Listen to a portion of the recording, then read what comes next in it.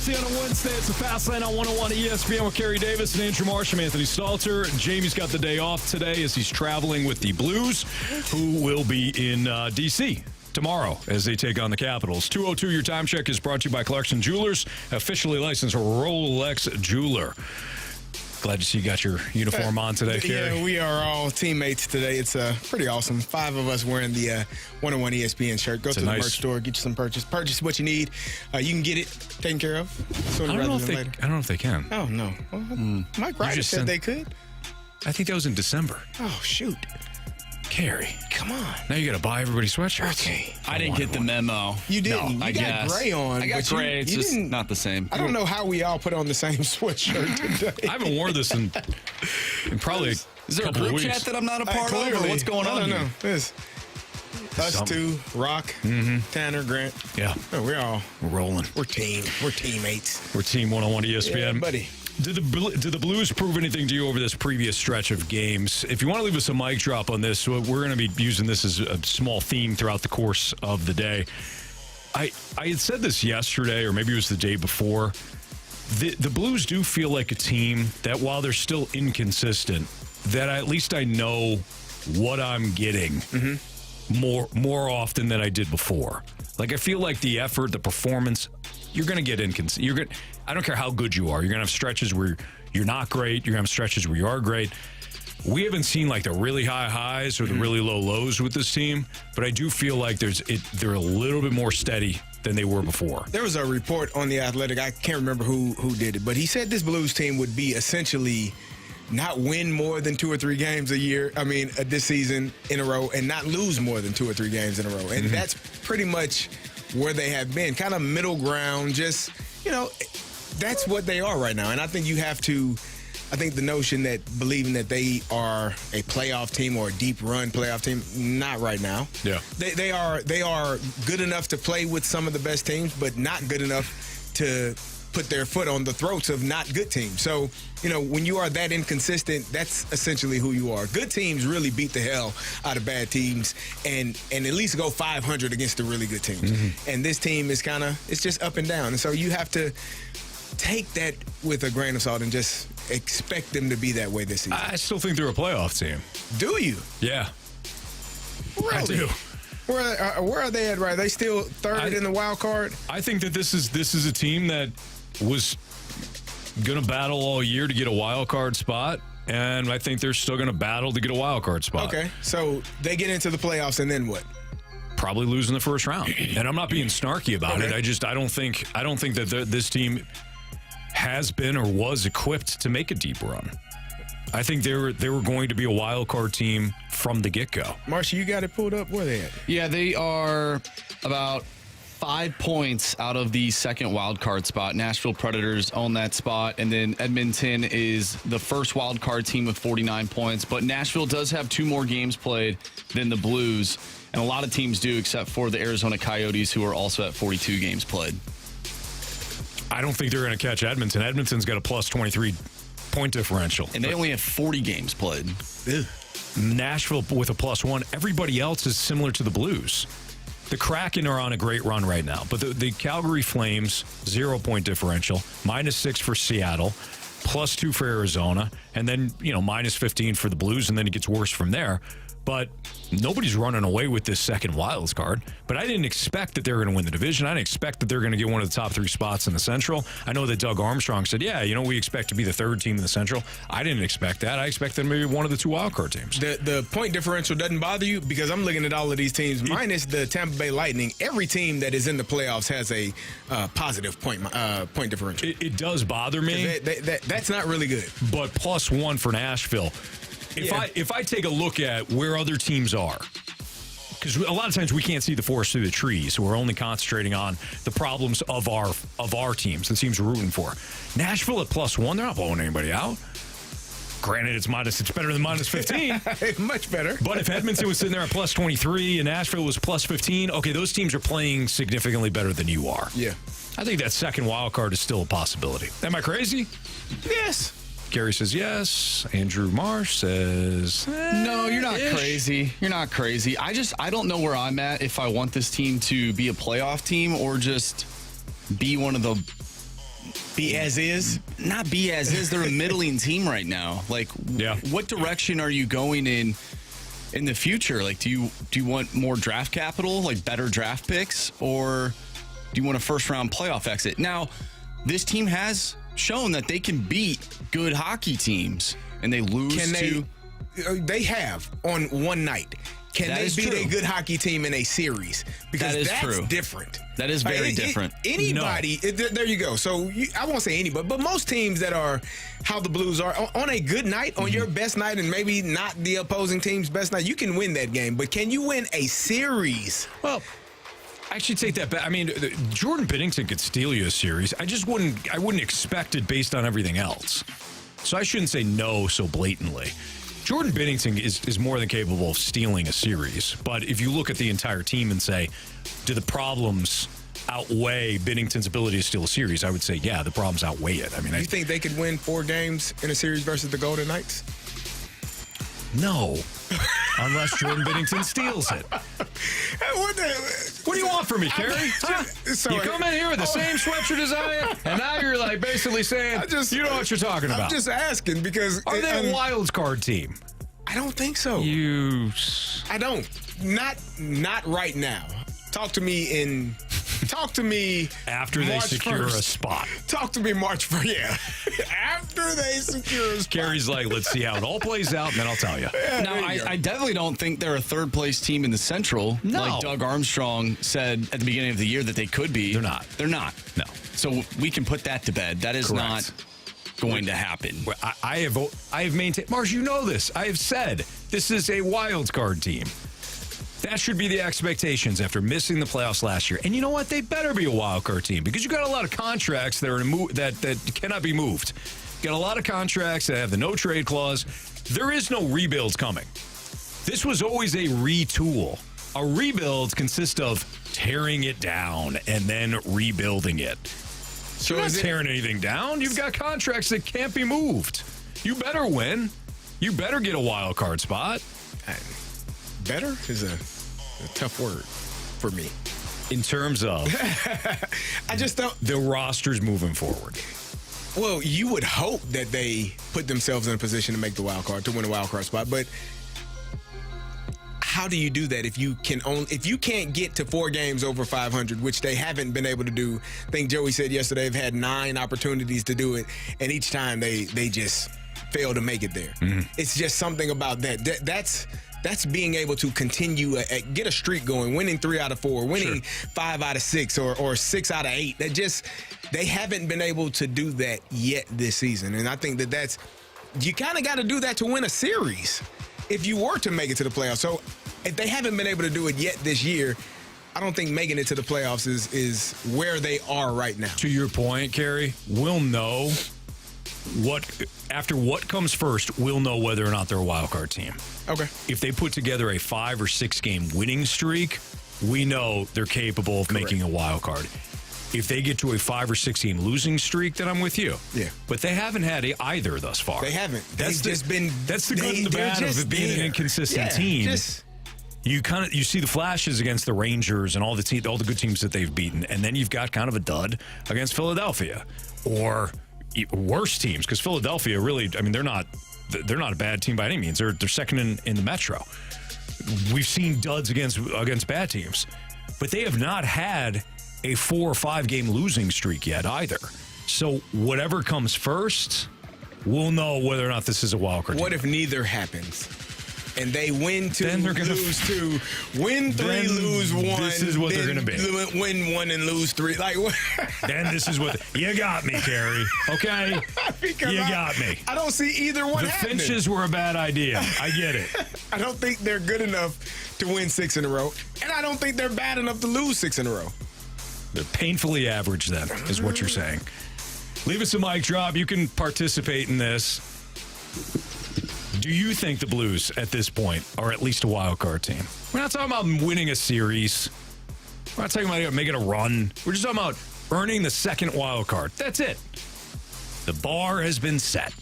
Do you think the Blues get to that? Leave us a mic drop via the free 101 ESPN app, and we'll play your mic drops throughout the course of the show. Was it important for the younger Cardinals to experience a losing season last year? We'll get to that next on 101 ESPN.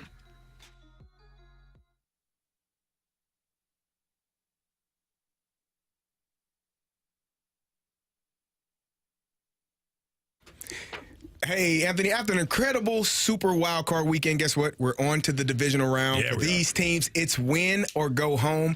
But you can always have a spot in the playoffs with FanDuel, America's #1 sports book. FanDuel has so many ways for you to pick up the W. If you want to follow our picks, just go to FanDuel right now. What's your top pick? I told you, it's the Detroit Lions. I got the Lions. I think that's the easiest, safest pick right now. Okay, so you're going with the Lions, laying the points. That's what you're saying. Minus 6.5 they are right now. I like that play a lot. Believe it or not, I also like the 49ers minus 9.5 against the Packers. Ooh. Despite what Green Bay did last week, different matchup, different team. San Francisco, I think they're gonna hang 35-plus points on Joe Barry's defense. If you like our picks, great, follow them. If you want to fade us, that's it's not a bad idea either. New customers get started with $150 in bonus bets guaranteed when you place your first $5 bet. But you do have to go to FanDuel.com/fast to join today. Again, that's FanDuel.com/fast. You can make every moment more with FanDuel, an official sportsbook partner of the NFL. Must be 21 or older and present in Illinois. First online real money wager only. $10 first deposit required. Bonus issued is non-withdrawable bonus bets that expire 7 days after receipt. Restrictions apply. See terms at sportsbook.fanduel.com. Gambling problem, call 1-800-GAMBLER.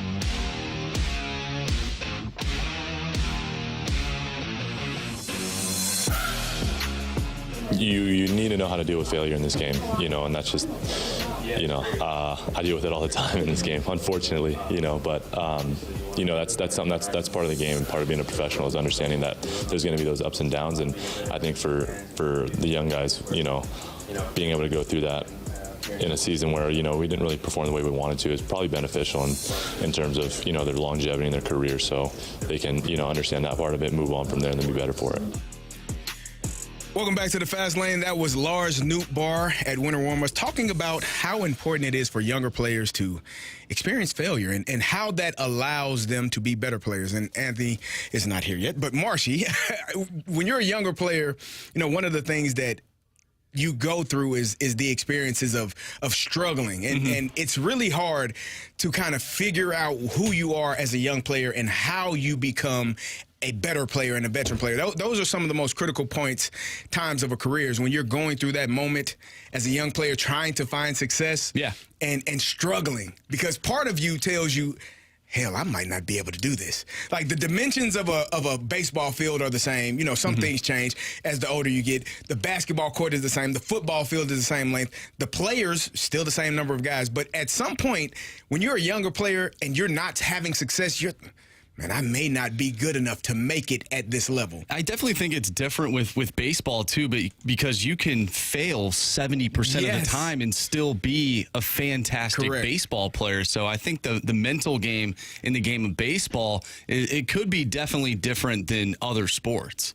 I'm conflicted on this because I don't think you want to ever have that not that it's a mentality, but it can be that losing mentality. You don't want to know what losing is like because you don't want to have that, like you just said, I'm not good enough or we're not good enough, or the finger pointing starts where, you know, I don't think. But how many teams that we have seen win a championship? We see this in the NBA a lot. Yeah. You have to lose first. You got to go through to win. You got to go through it. You got to develop those calluses. You have to learn what it's like to go through true grit and then emerge. So again, I'm kind of conflicted on that. I don't know if there was a benefit from losing last year unless you do it, learn from it, and everything changes the following year. I think the losing helps you appreciate the winning that much more. When you go through a period now, if you're losing every game and losing often, I'm thinking about like my son's team. My son played football last year for a different organization, and they lost every game. I don't think that there's anything to gain from that. Yeah. Because you're kind of reinforcing bad habits. You're not having the success, and then it doesn't become fun. When you're a professional athlete, when you lose 0-16 Lions, right? When they go 0-6, there is nothing to gain from that. You need to have some success at some point to make you feel better and to keep you coming back. It's like golf. It's the worst game in the world, right? In my opinion, because I want to be successful. And then I hit a great shot. Then it's the best game in the world. Right. And I'm like, I'm Tiger Woods. And then the next shot, no, I'm not. but the success is what keeps you going back. If you never hit that good shot, you'll never feel like you have the chance to be Tiger Woods. And so therefore you won't continue to play. Sure. So having success does allow you to stay engaged, keep you kind of the carrot that you're chasing after, something that you have to go after because you feel like eventually you'll get there. I also think that losing exposes like who you really are too. Oh, you know, when you're losing, you're down. Even think about just everyday life. You go through something and it's your fault, right? Like you did something. You're essentially losing in life. You have an opportunity now to build yourself back up, to learn from it, to actually change, to prove that human beings can change. And you learn and you grow and you know what it felt like to be down. Yeah. So from that standpoint, as we go transition back to sports, and the Cardinals a year ago, how many players in that clubhouse experienced the losing, experienced what it felt like, maybe did some finger pointing, it's not me, it's you, circle back to, no, what did I do that did not contribute to wins, and then grow. If that's what happens, then Marsh, to your question that you laid out, was important for some of the younger Cardinals to experience losing? Yes. If you don't learn from it, though, and losing becomes the norm, and it's a now transition to a negative mindset, then no, to hell with that, because the losing is just going to keep continuing. Well, what is more important, though, when it comes to these younger players? Is it losing in the regular season, or could it be losing in the playoffs? No. And when you gain that experience in the playoffs, you know, you're in that playoff atmosphere, and then you feel the loss, right? You feel that loss. You're like, we're so close. We're almost there. And then you continue to build. Or is it better to just lose in the regular season and build into a playoff team? I've been a young player and lost in the NFC Championship game. There is nothing that felt great about that. There was nothing that made me say, yeah, I can't wait. No, I was like, oh, this is terrible. And then you got and then I slept through the first half of the Super Bowl because I'm thinking, hey, we should be playing this week. And then I turned it on and watching the Eagles play the Patriots. So I don't think that I understand. You want to get those losses out of the way because it's so hard. It is so hard to win a championship. And if you got a team that's good enough that maybe you make a mistake here or there, and then you sit on that for potentially the rest of your career if you never get back to that point. So I don't believe that losing in the playoffs makes you feel better or gives you more, I guess, get at it because you did that. I think just losing during the season is tough, but if you make it to the playoffs, your ultimate goal has to be to win it all because you don't know if and when you'll ever make it back to that point. So, Carey, you were with the Colts, then the Falcons, and that was the NFC Championship game that you're talking about. I didn't realize that the Bucs were sandwiched in between the Falcons and Steelers, as well as the Dolphins. So you were with the Dolphins, too? We don't talk about the Dolphins. Okay. That was Nick Saban. I was there for 1 week. And I have a theory as to why I was there for 1 week. Eventually, I'm going to find Nick Saban and ask him because I got to know. Okay. But they had a first-round draft pick. I forget what his name is, but I almost killed him on the sideline. Okay. He's a first-round safety or corner. Almost killed him. He didn't, but I almost did. They ran through him, and part of him was left on the field. The other part was on the other side. And I think they brought me in to get his confidence back up. Really? That didn't work for him either when they brought me there. So just the 1 week they said 1 week. I honestly think that's why they because his confidence was bruised. Okay. It's a bad showing for that young man. No, You can find his name. It was 2005 preseason. You were there in 06. 06 then. Yeah, it was 06 then. So Jason Allen, DB. Yep. Out of Tennessee? Yeah. Oh, if I could ever find that video. I don't even remember him. You wouldn't. Much like Jamie ruined the organization of the Arizona Coyotes, Carey ruined this guy's career. No kidding. And probably Nick Saban's, because if that's your first-round draft pick and I did what I did to him on that sideline, it's pretty bad, man. I had college teammates on that Miami Dolphins thinking like, CD, what? Oh, my God. Yeah. It's a sliding doors moment. Nick Saban could have been Nick Saban in the NFL, but Carey ruined it. Might have. That young man, I don't know how many games he played in the NFL, but that game in the preseason was a rough day for that young man. Jason Allen played in he was only in Miami for the 4 years, and then he must have got traded to Houston. He lasted a little while. He's a first-round draft pick. He should. Yeah.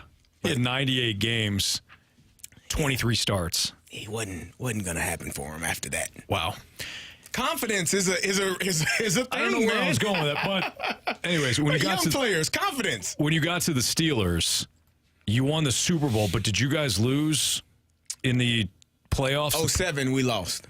So we lost to the Jacksonville Jaguars at home. Was that David Garrard? Yep. So then you guys won the Super Bowl, and then in 09, what happened? Didn't make the playoffs. Okay. 8-8. All right. Yeah. Because to Marsh's question there, I do think it's interesting, and I understand where you're going with this, Marsh, where if you're a young team and you have a lot of success in the regular season, and in the postseason you lose, but you kind of realize, okay, we have got to get to another level, as opposed to losing in the regular season where you're not tasting that. You don't know what it feels like to get to the postseason. So I actually think there is a difference in when you lose. It depends on how you lose. Because we lost that 07 season to Jacksonville. We were tired. Like my T first year, we were in full pads literally every week of the season, even into the playoffs. Normally, come Wednesday in week 8, 9, 10, you're no longer in full pads. We were every Wednesday, full pads, tackle to the ground through the playoffs. It became a running joke. And we're like, this guy's crazy. Like, he's going to kill us. But I think we were tired and fatigued. And then the following year, he took a little bit off of us. And so we were able to have that, sustain that energy and not be fatigued and not be beat down and go and make that run into the playoffs in 08. Makes sense. Okay. It's interesting. So it just matters. It depends on how you lose. And that was a team that was 2 years removed from just winning a Super Bowl. Yeah. So they had done it themselves. It's a lot of veterans. But when you do have younger guys, losing can help kind of fuel the fire. But how you lose and when you lose, I think definitely matters. And we got an interesting text from the 314. I really like this point. If you learn from your losses, then you learn how to win. If you lose and you don't learn anything from it, then you're not going to gain anything from it. No, absolutely not. You're right. So it's Fastlane on 101 at ESPN. Is Jordan Love and C.J. Stroud, have they cemented their status in the league after this weekend? So essentially, we know the Texans have their guy. Are we positive the Packers have theirs? That's next on 101 ESPN.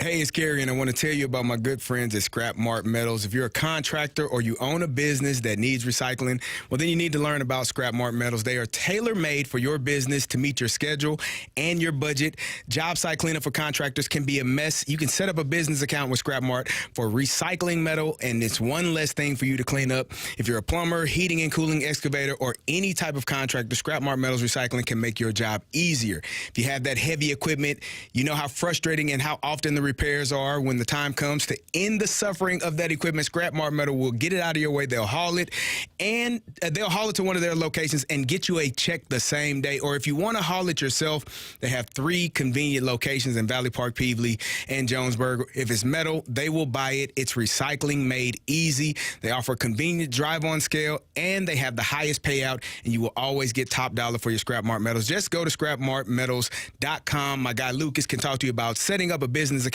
That's scrapmartmetals.com, and tell them Carey sent you.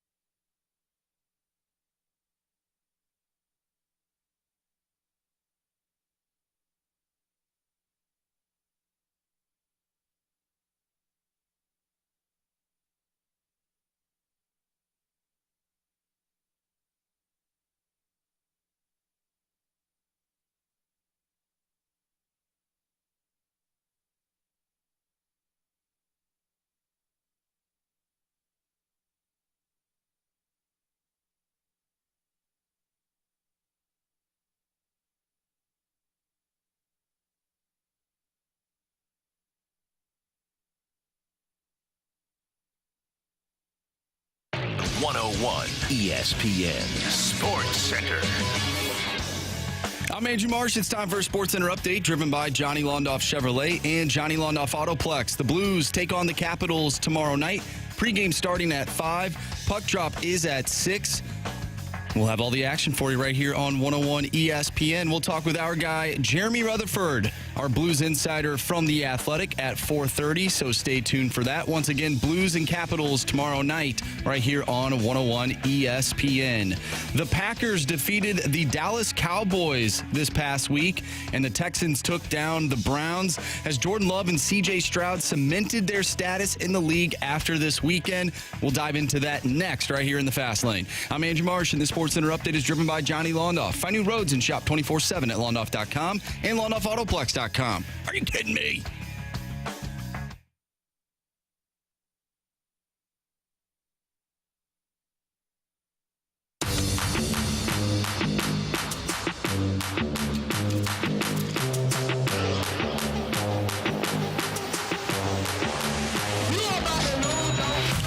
Has Jordan Love and C.J. Stroud cemented their status in the league after this weekend? Absolutely, 100%. Yes. I think C.J. Stroud cemented himself in the league after the rookie season, after the regular season, midway through the season. It was early on, I think. He proved that he can hang. Jordan Love, I think it really clicked for him in the second half of the season, but then people still had the questions about how are these guys going to look in the playoffs. Right. Both were outstanding. C.J. Stroud's a little bit easier. He's a rookie. Mm-hmm. Some people saw him coming. Some people didn't. I didn't. I didn't at all. I didn't think he was going to be bad. I'm like, okay, well, we'll kind of see how this plays out. Yeah. I didn't have him turning around the Texans after just 1 year. Jordan Love, I liked. Jordan Love, I liked because I liked the organization. The organization had been through this before. Mm-hmm. I believe that LaFleur, his offense, was capable of more. I think he designed a lot of things around Rodgers as well. He should have. But I think that the criticism, and I said this at the time, I think the criticism of the Packers went too far. Mm-hmm. A lot of people are like, they're not going to make the playoffs. They're going to stink. And for half the season, it looked like they were going to be right. But the Packers saw an opportunity to take a quarterback that they liked in that draft CD. Right. And they were criticized. Why wouldn't you get another receiver for Aaron Rodgers? Why couldn't you get somebody that helped him? Completely overlooking the fact that he had Devontae Adams. He had one of the best wide receivers in the league. Right. He didn't need another wide receiver. He needed to get it done in the playoffs. Yep. And everybody kept putting him in bubble wrap because he had the one Super Bowl and he had MVP seasons, and it's like, couldn't be his fault. Right. He wasn't good enough in those playoff games. They were home playoff games. Playoff. There was always an excuse. Yeah. The one year they went to Atlanta and they lost and he was on the bench. He's like, we need to host one of these games. Cameras were on him, right? Yeah. We need to host one. Aaron's right. They need to host one of these games. Jordan Love just won in Dallas. Right. He might be able to beat a team on Saturday or whatever they play that you couldn't beat. Yeah. It was Rodgers as much as it was the team. Mm-hmm. But they've been vindicated. Yeah. I agree. The Packers did a great job. And we were talking about this yesterday. If this is an organization, if Jordan Love goes on to, I don't know if he's a Hall of Famer, but if he goes on to be the Hall of Very, Very Good, the Packers have solidified that position for 30 years. Where you look at the Chicago Bears or the Cleveland Browns, how many quarterbacks have they had in 30 years, in 20 years? It's just the number. 28, probably.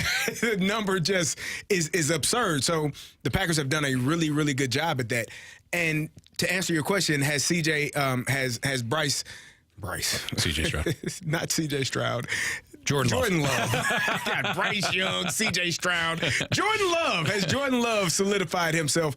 I would say, yeah, they were 2-5 at one point, and then they go on to win 7 out of their last 10 and make it into the playoffs, and then go into Dallas and beat the Dallas Cowboys, and not just beat them, Anthony. That was I don't care what the score says. People can, those are, to me, empty calories that the Dallas Cowboys scored late in that game. 100%. They started taking their starters out, the Packers did. And Aaron Jones had to get back into the game, into the fourth quarter, like, I thought I was done. I was taking tape off. Now I got to play again. They went and beat the hell out of the Dallas Cowboys in Dallas. this young man has done an outstanding job. And the thing that happens, you talk about the first half of the season just not being great. The game literally slows down. It sounds weird when you say that. It's like, the game slows down. Like, you start to see things either before they're happening or as they're happening, where when you are a younger player figuring things out, it just happened. You don't know what the hell happened. I take it back to Sam Darnold, who was like, I'm seeing ghosts out there. And everybody made, he's scared. He ain't scared. No, he's seeing things that ain't there. That's his you all point. don't understand what he said, but that's when you are a younger player and it's happening too fast. Right. And so for Jordan Love, the game has clearly slowed down for him. He had 3 years to wait behind a future Hall of Famer and really get a grasp of the game and understand it. And now you're seeing the best of it, because this team, and I thought one thing that he said, or that they said, was really important. All of their receivers are in their first or second year. There is no pressure on him to get the ball to a Devontae Adams 10 times a game, to an A.J. Brown 12 targets a game. I'm going to throw this damn ball to whoever is open. And so when you have that, I think the same thing can be said for C.J. Stroud in Texas. Absolutely. In Houston, I throw it to who is open, not I have a star receiver that is greedy for the ball, as he should be, but it makes the transition for a younger quarterback. When you have younger receivers, it makes their life so much easier to not have to throw the ball to one guy because he expects it every single play. This is what, CD, you make a great point. This is why we need to get away as football fans from the fantasy football mind of thinking, where it's like, he needs a number one wide receiver. No, he doesn't. He needs an offense that he can operate in. You got to help the quarterback. You want to help the quarterback? Find the right fit and get him a defense. Yes. But we concentrate so much on that number. Needs a number one. Yeah, number one helps, but what you're talking about, Carey, is Jordan Love and C.J. Stroud allowing the system to work for them. Correct. Not trying to force feed the ball to one of these top receivers because you made the trade or you drafted them high or you're paying them a lot of money and you just have to make it work. And here's the thing about that. One of those guys eventually become a number one receiver. Like, the cream rises to the top. They'll eventually separate themselves from the rest of the receivers on the roster. And now he is a number one, not just on the team, but start working his way as to being a number one receiver in the league. And that's just from trusting him more, trusting one another, and just getting more opportunities. But when you are young and don't have to throw the ball to one guy every snap, I know the cover's telling me to throw, but if I don't throw it to him, he's going to be complaining. Right. Now I can just be the best version of myself. And I think that's what you've seen from these two young quarterbacks. Do the Packers have like a Weenie Hut Jr. type offense of the 49ers? Like the 49ers have... I see what you're saying. Like, do you know what I'm saying? A smaller version. Like a smaller version of Weenie Hut. Man, just a SpongeBob smaller reference. Okay. Yeah. I'm like, what? But you know what I'm saying, Carey? Like, Yeah. they have guys, right? But those guys are established players in the league, but they have that buy-in where they know, hey, I might not get the ball every single time, but man, that guy, if he gets the ball, something's going to happen. Do they have like a dumbed-down version of that? Well, it's interesting. So there's only one Shanahan, right? There's only one guy. I mean, Shanahan is running a version of Joe Gibbs' offense where it's like it's positionless and everybody kind of contributes. But LaFleur, he does fall from that same tree. Right. So to your point, Marsh, or your question, yeah, I think schematically they're similar. To your point about are guys buying in and like, hey, this is my role. I may catch 9 passes, I might catch 0, but as long as we win, we're good. Yeah, I think we're seeing that. And it probably it probably plays into what you're saying, CD, in that they're young. So they're not demanding the ball. It can go around. And for the 49ers, they're older and all paid. All of them have received their contract. Debo is good. Kittles is good. CMC is good. Like, Ayuk is on the way. He's going to eventually need to receive some of that payday, but they're all solidified. The only thing they don't have is the championship. Like, they want to win a championship as a group. And to your point, Marcia, I think watching both of those offenses, there's a lot of run, play action pass, get guys one place and dump it to the flat, get a crosser, get somebody downfield, get them on the run. And so, yeah, there are a lot of similarities between these two teams. It might be essentially a mirror of these offenses playing each other, except for the 49ers got better guys right now than what the Packers have. But do the Packers have a better quarterback? I don't know about that.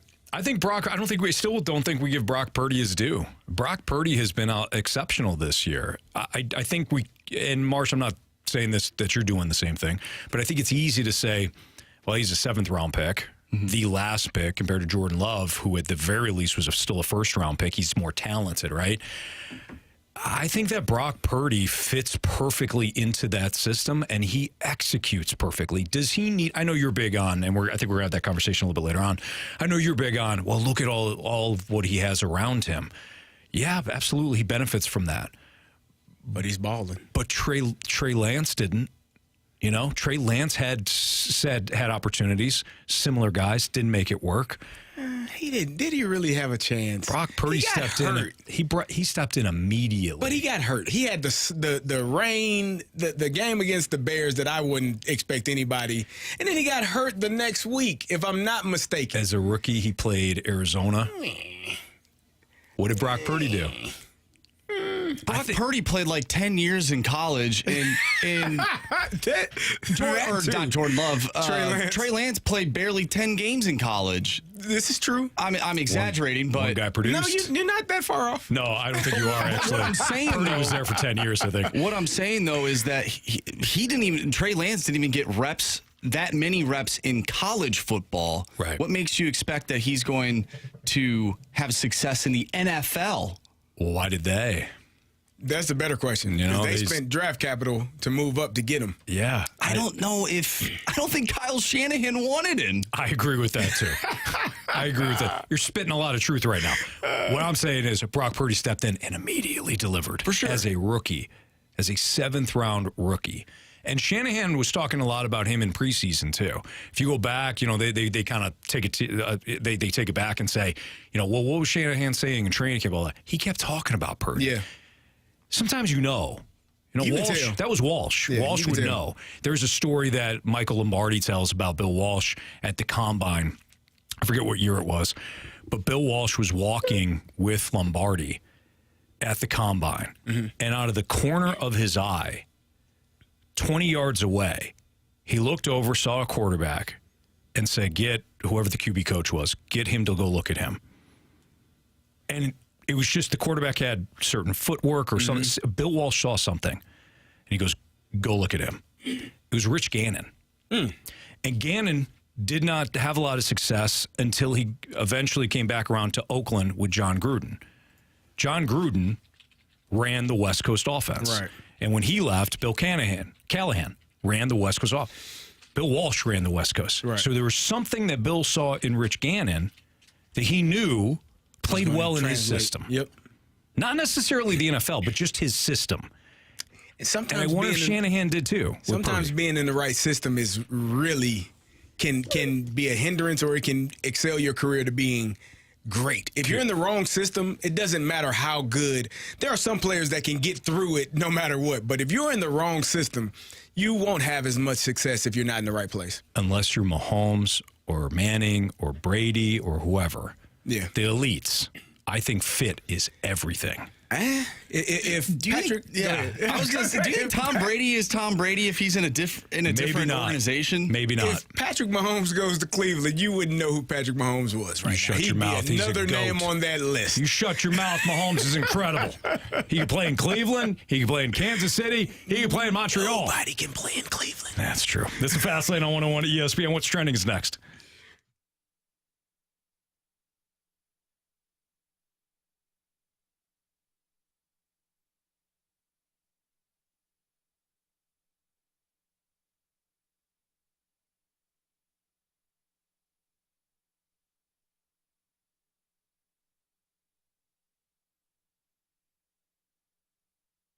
Hey, it's Carey, fellas, and if you're a man suffering from a feeling of wanting to urinate but can't, straining while you're urinating, maybe the feeling of not being able to empty your bladder completely, maybe you're waking up in the middle of the night multiple times to urinate, well, if this is you, my friend Dr. Akinwande at Midwest Institute for Non-Surgical Therapy has the solution. You could be suffering from BPH or an enlarged prostate. It's a common condition for men 60 years or older. Non-surgery is the part that I want you to hear. Non-surgical. this procedure is minimally invasive. It has lower risks of complication, no hospital stay, no sutures or scarring, and relief from the uncomfortable symptoms that I mentioned above. And it allows you to resume normal activities, typically within a few days, all while feeling better and feeling relieved. After the procedure, most men begin to notice a difference within a month or two. And the best part about it, it's covered by most insurances. So stop waiting, get going. Reach out to mintstl.com today to schedule your appointment. That's mintstl.com, and tell them Carey sent you.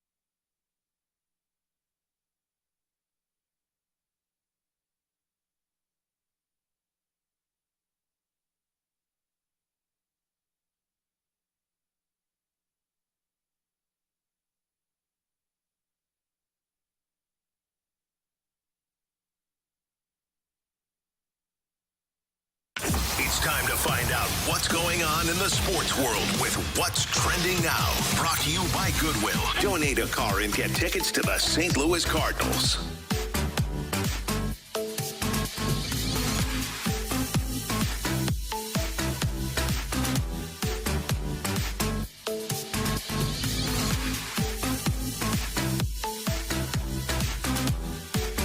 Welcome back to the Fast Lane here on 101 ESPN. Anthony Stalter, Carey Davis, I'm Andrew Marsh, and it is time for What's Trending.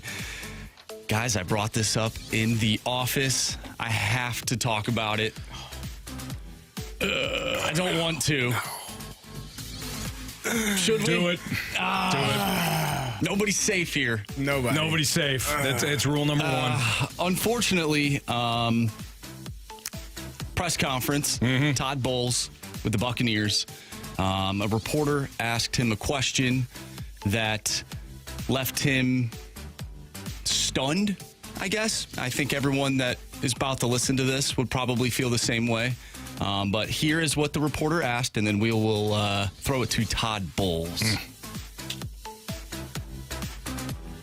The weather has been a factor in some of the playoff games, even for the most prepared teams. Today, it's 13 in Detroit, which doesn't compare to some of the temperatures we've seen it drop to. Any special plans to acclimate the team to not only endure, but perform in those kind of frigid temperatures should you face them in Detroit? What did Todd Bowles say? Everybody's wondering. Everybody knows. Not everybody. Except for one person. Here's what Todd Bowles had to say. You do know we play indoors, right? They got a dome. No, nothing planned. We're indoors, and we only have to be outside for 20 seconds getting off the bus going under the thing, so we'll be okay. If you can see us on the Air Alliance cameras, you see our faces because it does make you cringe. It makes me feel bad for the reporter because clearly this is something that she was unaware of, because if you knew that, you wouldn't have asked that question. And it's a really good question if they didn't have a dome. If they were playing in like Philadelphia. Yeah. Pittsburgh. I mean, there are a lot of cities that Kansas don't. City, Buffalo. It's a bunch of teams that don't have. Chicago.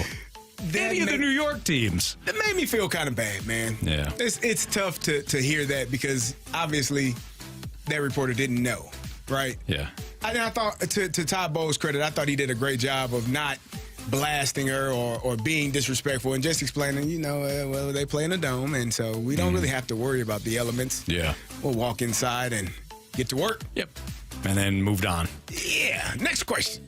That was tough. So what happens sometimes is you get a team that, like the Bucks, that are playing well, and they advance, and you might have, and I don't know where this reporter was Probably from Tampa. Maybe it was a TV station. Maybe she's not used to covering football, and they needed somebody to go down and ask questions, right? Or roll on. Should she know that the Lions are playing in a dome? Absolutely. Before she asks a question, should she know? Sure. I highly doubt that this was a reporter for the Bucks. And I don't mean for the Bucks. I just mean Like, not radio, a beat reporter. TV, anything where she'd been following. There's no way. Yeah. This is probably a TV station that said, our sports guy is covering the something or other. We need you to head down there and get to, What is the sports reporter covering? The Tampa Bay Lightning right now? What's I don't going know. on? Gary, I don't know. What are they doing? I don't know. I have no idea. It's just an unfortunate situation. It is. Yeah. Hopefully something was learned from it. Well, that the Lions play indoors. Yes, they do. We have a city update. Hold on. I want you to, when Todd Bowles said, when he said that, I want you to tell us what you thought about. Oh, I immediately thought of the dinner scene in Step Brothers when they asked about the trophy fish. Yeah. And Dale asked, "Is that a big fish?" And they're like, "Yeah, it's a trophy fish." So, and then he loses his train of thought. Yeah. Damn it, Dad! I immediately thought of that scene. I feel bad. Oh, man. It's tough. Hey, lesson learned. Lesson learned. We've all been there. Yeah. Maybe not to that degree, but like we've all been there. We've all said something. stupid Yeah. stuff. Hey, no question. We have some city news. Nico Giacchini, unfortunately, is moving on. What? Yeah. Como FC. What do they have that we don't? Well, they have Nico Giacchini now. The deal is worth an initial $2 million, but could reach $4 million pending add-ons. Sources add, and this is from Tom Bogert, his tweet, who gave credit to Fabrizio Romano. What a name! Guess what? We don't want him then. If he doesn't want to be here, we don't want him. They're going to pay him a couple $1 million. I don't care what they're going to pay him. If you don't want to be a St. Louis City SC player, then get out. If you don't want to wear the boots for us, get out. In the kit? on the pitch. I got no time for this. Yeah. Anthony, I think he was traded. Probably because he demanded it. Oh, come on. He was a great player here. He was excellent. Yeah, but he's not here anymore. So we have to move on to. I don't like your attitude on We're on this. to Cincinnati FC. I don't like your attitude. Okay. By the way, we mentioned yesterday that Jason Kelce was retiring. He was on his podcast and didn't necessarily say he was retiring just yet. He's going the old Brett Favre route, huh? But, well, I don't know about that. But he said when he's ready to make that announcement, it will be made. But he did talk to his teammates, going around telling them, enjoy the league, all that stuff. Fair, not the, all that sappy whatever. Right. But technically, he is not retired. So it kind of reminds me of the Tom Brady situation. I can tell you after I watched the podcast, a little bit of it, the segment that they showed, and where he was speaking to his brother, saying, they asked me to talk to the team. I told them how important these moments are, and I didn't necessarily say that I was retiring. When the time comes, right, I'll acknowledge the correct people and I'll go about it the right way. And then he paused at the end of all of that, which let me know that he's retiring. Yeah, he was kind of crying. He got emotional thinking about it. You don't get emotional when you know, hey, I got to get ready for training camp. I got workouts to do in a month or so. No. Yeah. He processed all of the things that he has to do and realized, man, I'm done.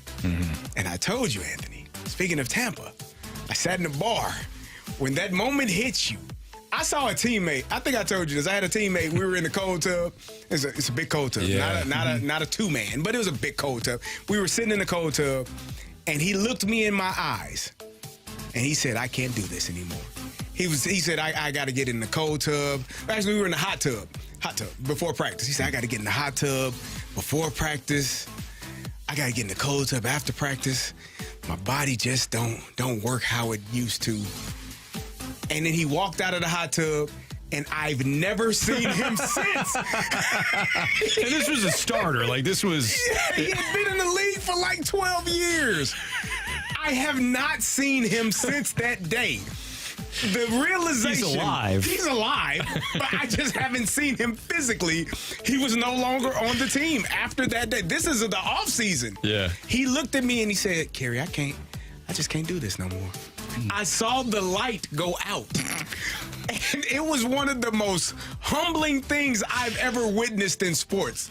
Because at some point, that light goes out. And you no longer have it in you. Physically, yeah. People ask me, you could do it?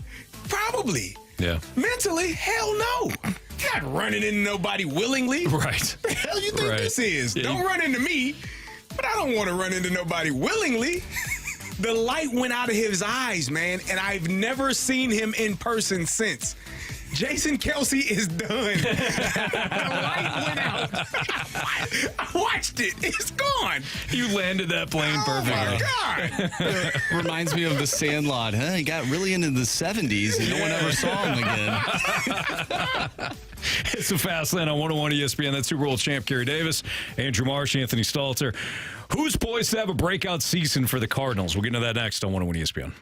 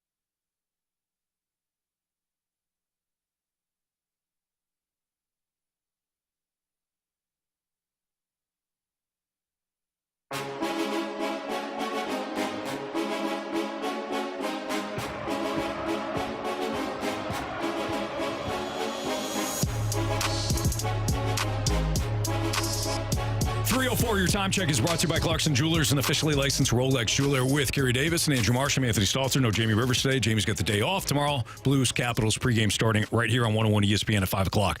Who's poised to have a breakout season this year for the Cardinals? I actually don't think there's a ton of options for this question. Do you guys? Like, when you think about it, do you think there's several breakout candidates for the Cardinals? Is Nolan Gorman considered? Would that be considered a breakout if he hits? Well, I would say Nolan Gorman, because 30 bombs is a breakout. 35, which I think he can do. I think he can have one of those types of seasons. I think Jordan Walker is going to have a much better season. I think Jordan Walker is a 22 to 28 home run guy and a 275 batting average. I think he's going to be on base a lot. Hopefully he steals some bases, because I think that's part of the game now. That they should do that. I don't know if the Cardinals believe the bases are bigger now. So I thought that's what the game was going to go happen. But the Cardinals seem to not, believe in that philosophy. But get on base. Yeah, there you go. Get on base. You can take a walk every now and then. All right. But I think Nolan Gorman having a breakout year, 30, 35 home runs, as long as his back is, healthy and he's not dealing with injury, and Jordan Walker having one of those, what I think project him to be for his entire career, 22, 28 home runs. He may get to 31 year, but I think he's going to be in that spot, driving the ball, lots of doubles, and just being a young man that uses his athleticism to the best of his advantage. Mm-hmm. Would you consider Wilson Contreras from a defensive standpoint to be breakout? What if he just has a great defensive year? I think it's tough to define. I mean, the statistics are there. Can he be a breakout, though, because he's already been an all-star? He's already I think the only candidate champion. And I don't even know. I mean, Gorman last year hit 27 home runs. Yeah, 27 home runs.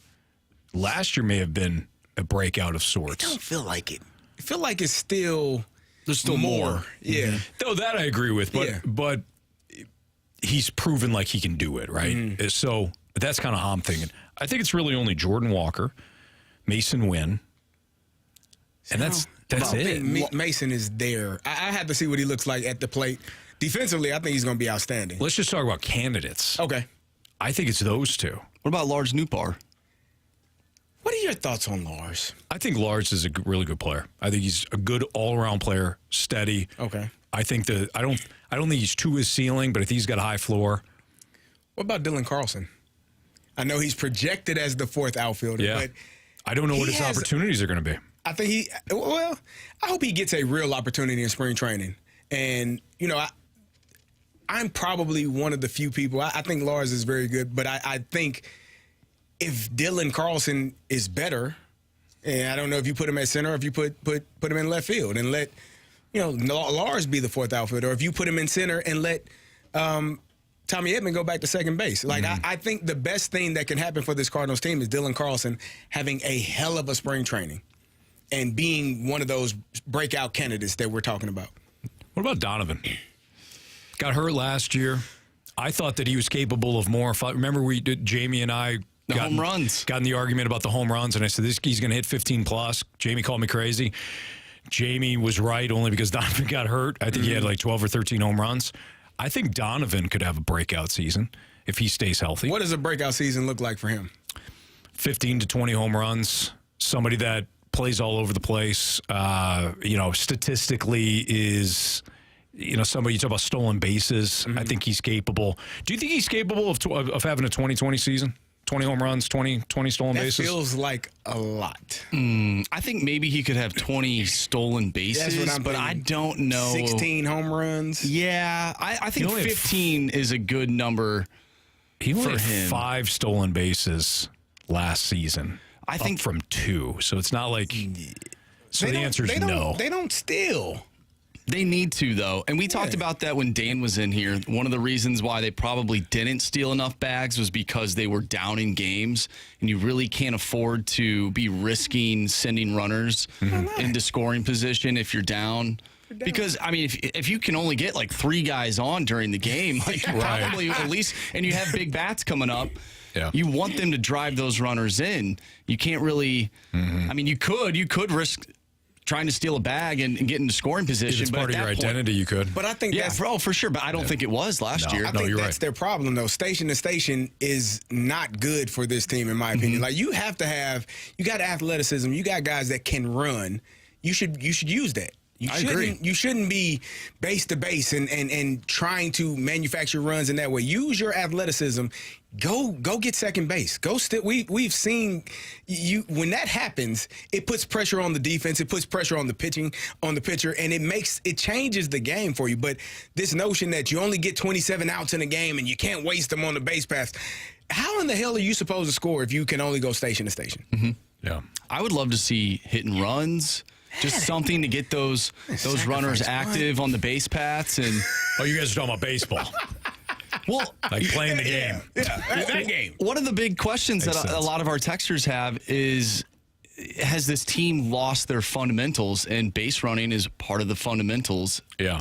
And I don't know. Like they need to get back to where they were, at least under Tony La Russa. Sure.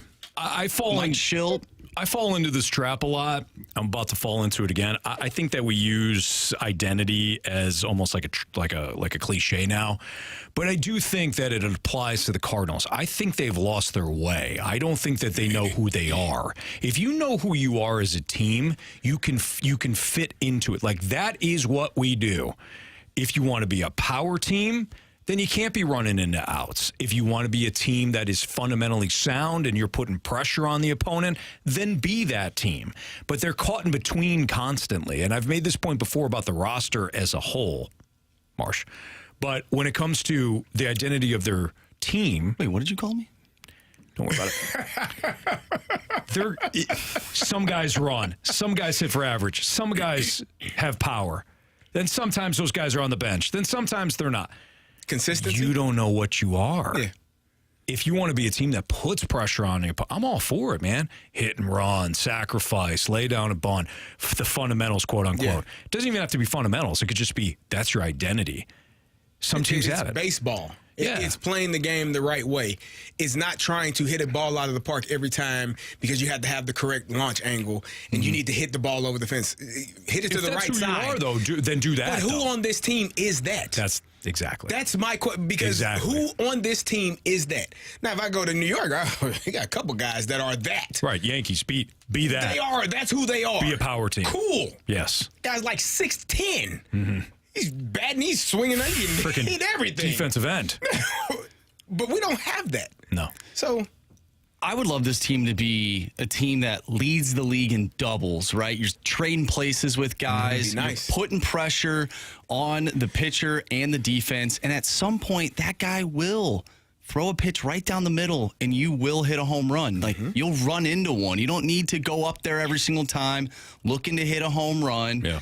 They'll come. They'll come with just fundamentals and waiting for your pitch and just having the right strategy at the plate. Sure. And I feel like you said, this team, it feels like they don't have that right now. I don't like. I would. You mentioned Dylan Carlson. He's at his best when he's getting extra base hits. When he's getting doubles. Remember, like a few years ago, he had a ton of doubles, and that's when he's at his best. Yeah. I want to see this team do something similar to that. And I think, again, it plays into the identity. You know why? This is just my opinion. I could be wrong on this, but you know why everybody loved the Whitey teams? It's like, oh, well, fundamentals, they run and all that. They knew what they had. They knew who they were. They knew how they were going to win games. I've been on this kick recently of know how you win games, know how you lose games. have an identity. Have an identity. Yeah.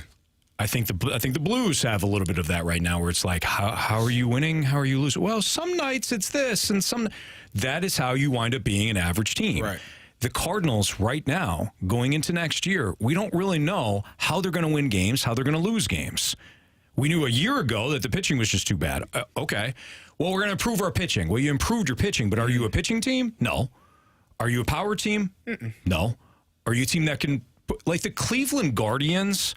That roster, top to bottom, is not more talented than the St. Louis Cardinals roster, top to bottom. It isn't. But they knew who they were. Yeah. We don't have any power, so we're going to put the ball in play a lot. We're not going to strike out a lot. We're going to take our walks. We're going to put pressure on you by being on base, and we're going to pitch well. And we're going to win the division and a first-round playoff game. or a first round playoff series. It's going to be interesting to see how this team goes about their day-to-day business next year. This year coming up. Again, not necessarily a power team, not a team that's going to drive the ball over the fence, but if you can be a team that gets to second base often, hits in gaps, and are able to use your athleticism on the base paths, use your athleticism in the field, have an upgraded pitching staff from what they had last year, you got a chance to be a really good team. Sure. Now, that's on the players to be able to do that night in and night out. Yes. We'll see if they can do that.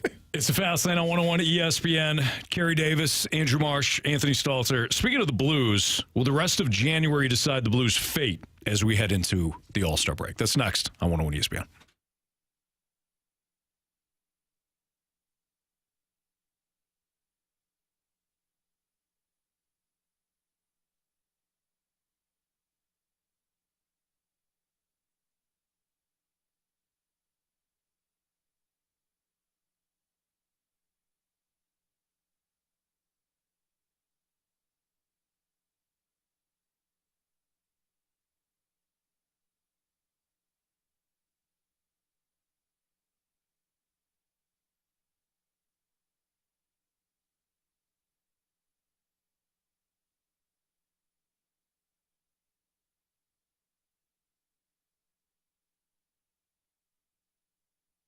Hey, it's Carey, and let me tell you about my great friends over at STL Design and Build.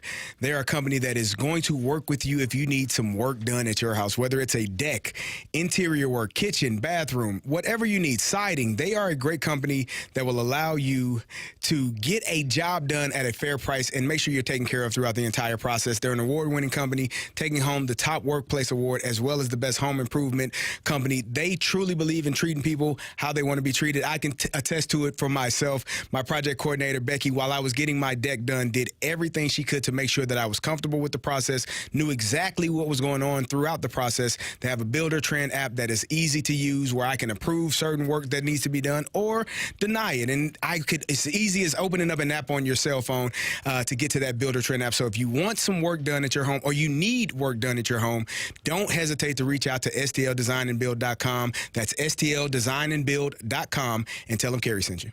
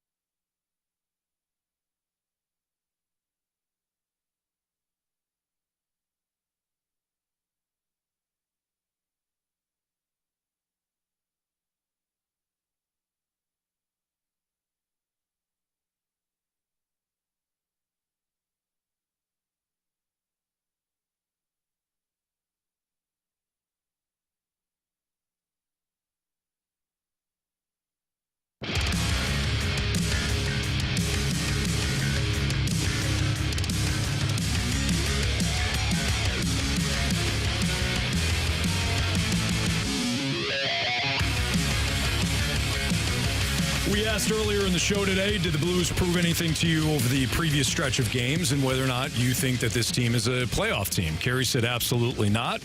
Get the blank out of here. I thought that was a little much and a little crass. And I said, I think this is still a team that can earn the second wild card spot. Notice I didn't say get in the top 3 of the Central. I didn't say they can make a run. I didn't even give them the top wild card spot. I gave them the second wild card spot. Carey, unwilling to do so. What do you say? We heard from Courtney. Here's Courtney. Hey, good afternoon, fellas. Anthony, I disagree. In the words of Jim Mora, playoffs?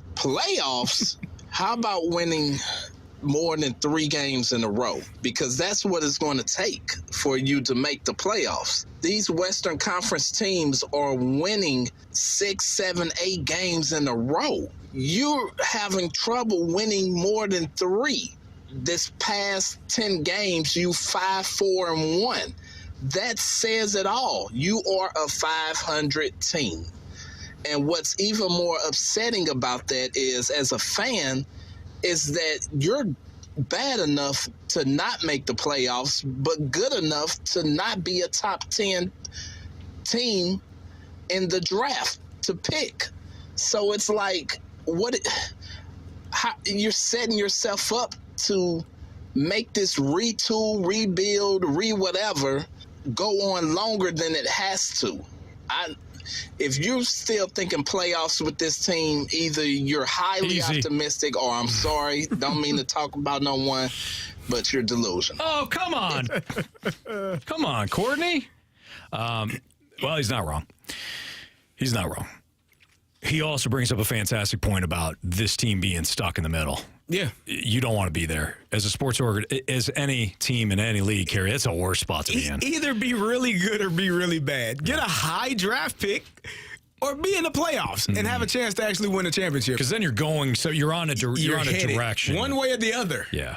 And if you're a high draft pick team, you're building and hoping that you can become, one of those playoff teams. And if you're a playoff team, obviously you got a chance to win. But if you're right in the middle, which is essentially where they are and have been all season long. Right now, Marshy said that they're 4th out of the second wild card spot, 5 points. And so if you're not able to run a string of 4, 5, 6 games and winning 6 of 7 or something like that, it's going to be hard to get into that top 2 in the wild card. And we haven't even talked about the division because that's probably out of reach. Right. So, yeah, it's going to be a tough task for them unless they are able to do that. We got a text from Andrew earlier in the show who said, I think they are more likely to steal a series with Jordan Binnington if they get in than the likelihood they actually get in. All right, I could see that. So what he's saying is he doesn't believe that they'll get in, but if they do, there's a higher likelihood of them stealing a series than it is to make it. It's so hard to win 4 games, especially when you're not the better team, which the Blues would not be. And I just think it's hockey to me is one of the toughest championships to win because of the grind of how many games you have to play, how many wins you have to have. Basketball, you got to win 4 games in a series, but they're not running into each other every other night. They setting screens and then they going to make a layup. Football, you play 1 game a week and then you go the hell on. Either you win or you go home. In hockey, you got to win 4 of them, and you're banging against another player for potentially 7 games. That to me is so much harder. Baseball, you got to win 4 or 3, whatever the case may be, but you're not running into people.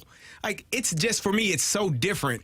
And if you are not as good as the team you're playing in hockey, I think hockey probably gives you the truest champion because that team has battled all of the storms and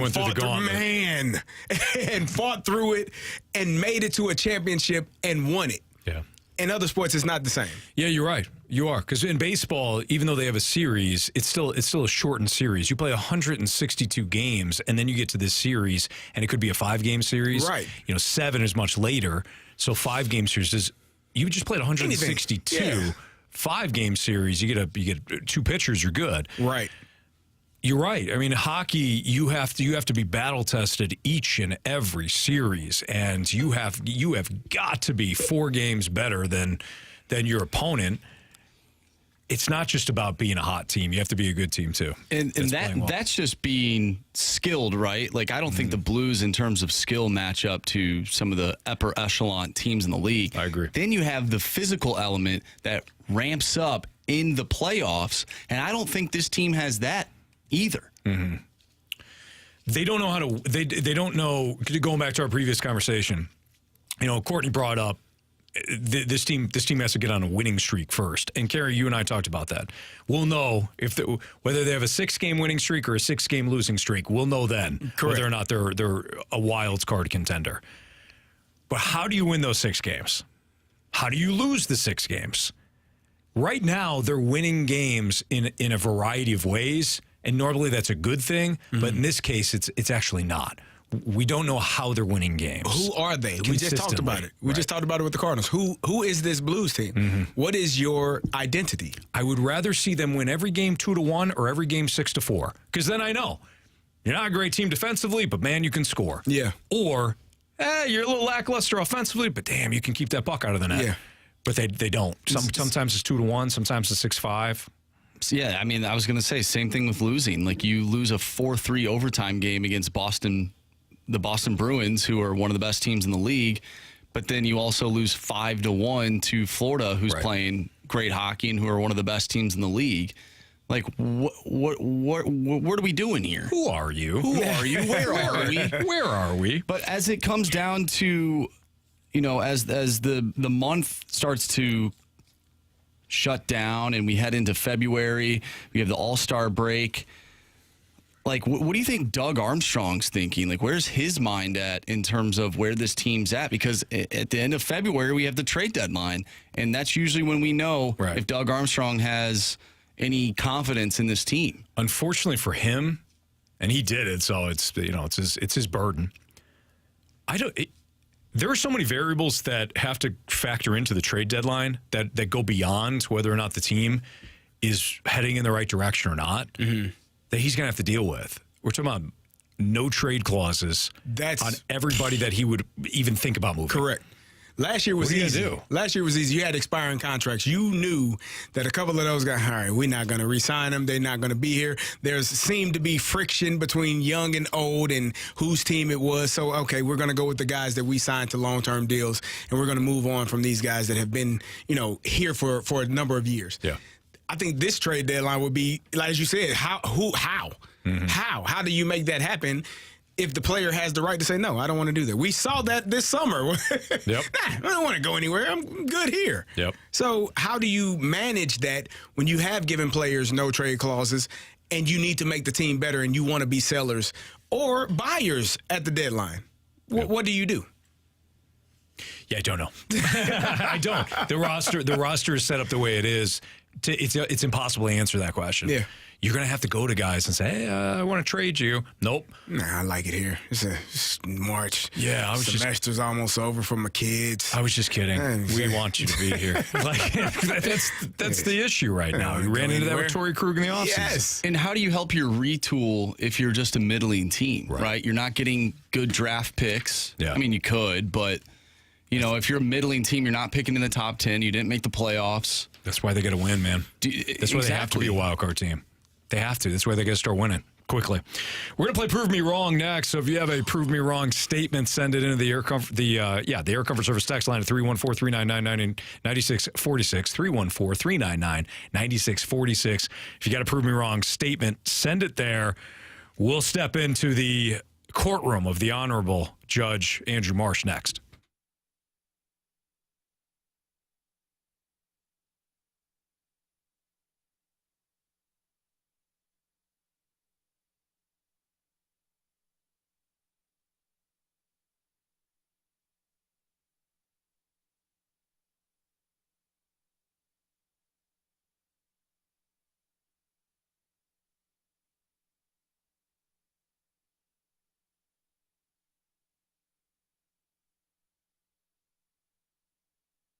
Hey, how does no money down plus no payments for 3 months sound on a brand new truck? Well, that's what they have at Auto Center's Nissan Herculaneum. And they've got those trucks. They've got cars, SUVs, vans, all at one location. So if you've dealt with other dealers before and you're looking at dealerships and say, hey, I like this vehicle here. I saw this vehicle online. Oh, yeah, we have to get that from one of our other dealerships. It'll be here in a month. Nope, not at Auto Centers Nissan Herculaneum. One spot, one location, over 700 vehicles on the lot. And it's not just Nissan. So if you're somebody that's not necessarily into Nissans, I mean, we have a Nissan Pathfinder that we love in the Stalter household, but maybe you're not into Nissans. Maybe you like other makes and models. They've got them at Auto Centers Nissan Herculaneum. They've got pre-owned vehicles ready for you to choose from. They've got great deals like the one I just mentioned with the no money down plus no payments for 3 months. They've got Nissan Rogues, $2,000 in savings, financing options for everyone. Good credit, bad credit, doesn't matter. A 30-day return promise within 30 days. If you need to bring the vehicle back, they will refund, get your money back if that's what you want to do. Give you a little peace of mind on that. Plus the complimentary lifetime warranty on all new Nissans, too. Trust me on this. Head out to Herculaneum or check them out first online at AutoCentersNissan.com. But purchase your next vehicle from Auto Centers. You're going to love the experience. And tell them Stalter sent you. When you head down there to Herculaneum, it's Auto Centers Nissan.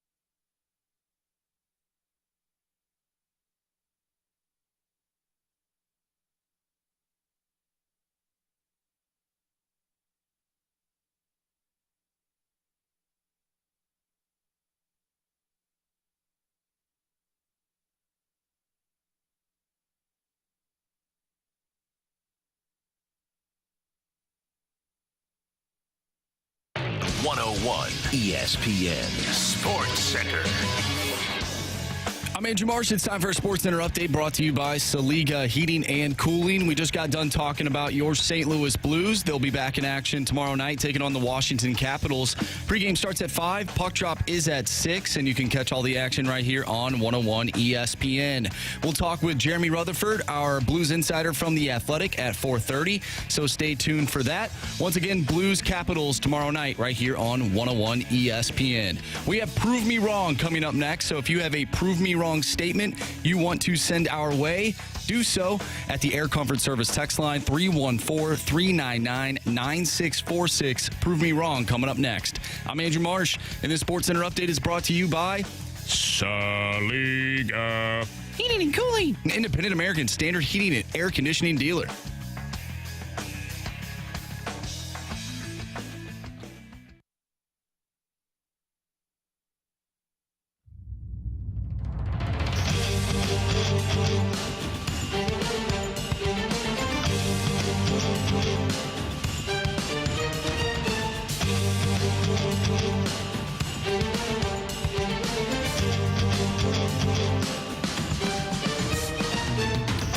Fastline on 101 at ESPN.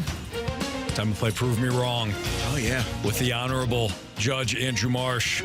This is where you deliver us a Prove Me Wrong statement, and Carey and I defend the other side. We love Judge Andrew Marsh, right? Oh, He's no a great doubt. guy. Absolutely. He does a fantastic job with his rulings. Very Wouldn't have consistent. anyone other than him. Absolutely. Well said. Judge, take it away. Take that right under the table. From the 636, prove me wrong. The Chiefs-Bills game will come down to who has the ball last. Well, we talked about this, right? We've seen who this Bills team is, and we know who Patrick Mahomes is. He's just the greatest quarterback to ever lace him up, in some people's opinion. And going into Buffalo used to be a daunting task, right? Used to be a scary thing that you had to worry about. Bills Mafia. Well, we saw last year the Cincinnati Bengals went in there and really roughed up those Buffalo Bills. Josh Allen, as I've told you all, has only gone one time, I believe, in his entire career. Since 2019, has had back-to-back games without a turnover. You know what he didn't do last game, Anthony? He didn't turn the ball over. So you know what he's going to do this weekend? He's going to turn the ball over because that's what history has shown us throughout his entire career. He cannot sustain success without turning the football over. That's what he does. Chiefs win by 13. Ooh. This is a tough one, but I like it. Oh, wow. I like it. A lot of these matchups between these two teams have been one-score games. However, the last time the Chiefs were in Buffalo was in 2020. Chiefs won 26-17. That does not sound like a one-score game to me, gentlemen. Me either. No. So, Carey, you're 1-0. Nice job, Carey. Thank you. Appreciate it. From Swan. Welcome back, Swan. Haven't heard from him in a while. Prove me wrong. Some NFL team will trade up in the draft and take J.J. McCarthy and regret it down the line. We tend to think that these NFL teams don't know what they're doing. Some don't. Mm-hmm. But with the amount of quarterbacks that will be available in the top of the draft, we're talking about Caleb Williams and Drake May and Michael Penix. Mm-hmm. There's not going to be a team that throws on the Michigan film and says to themselves, we need this J.J. McCarthy to run a college offense at the pro level. Right. As much as these teams get it wrong with the quarterback spot, J.J. McCarthy in this year's drafts will not look like a gem.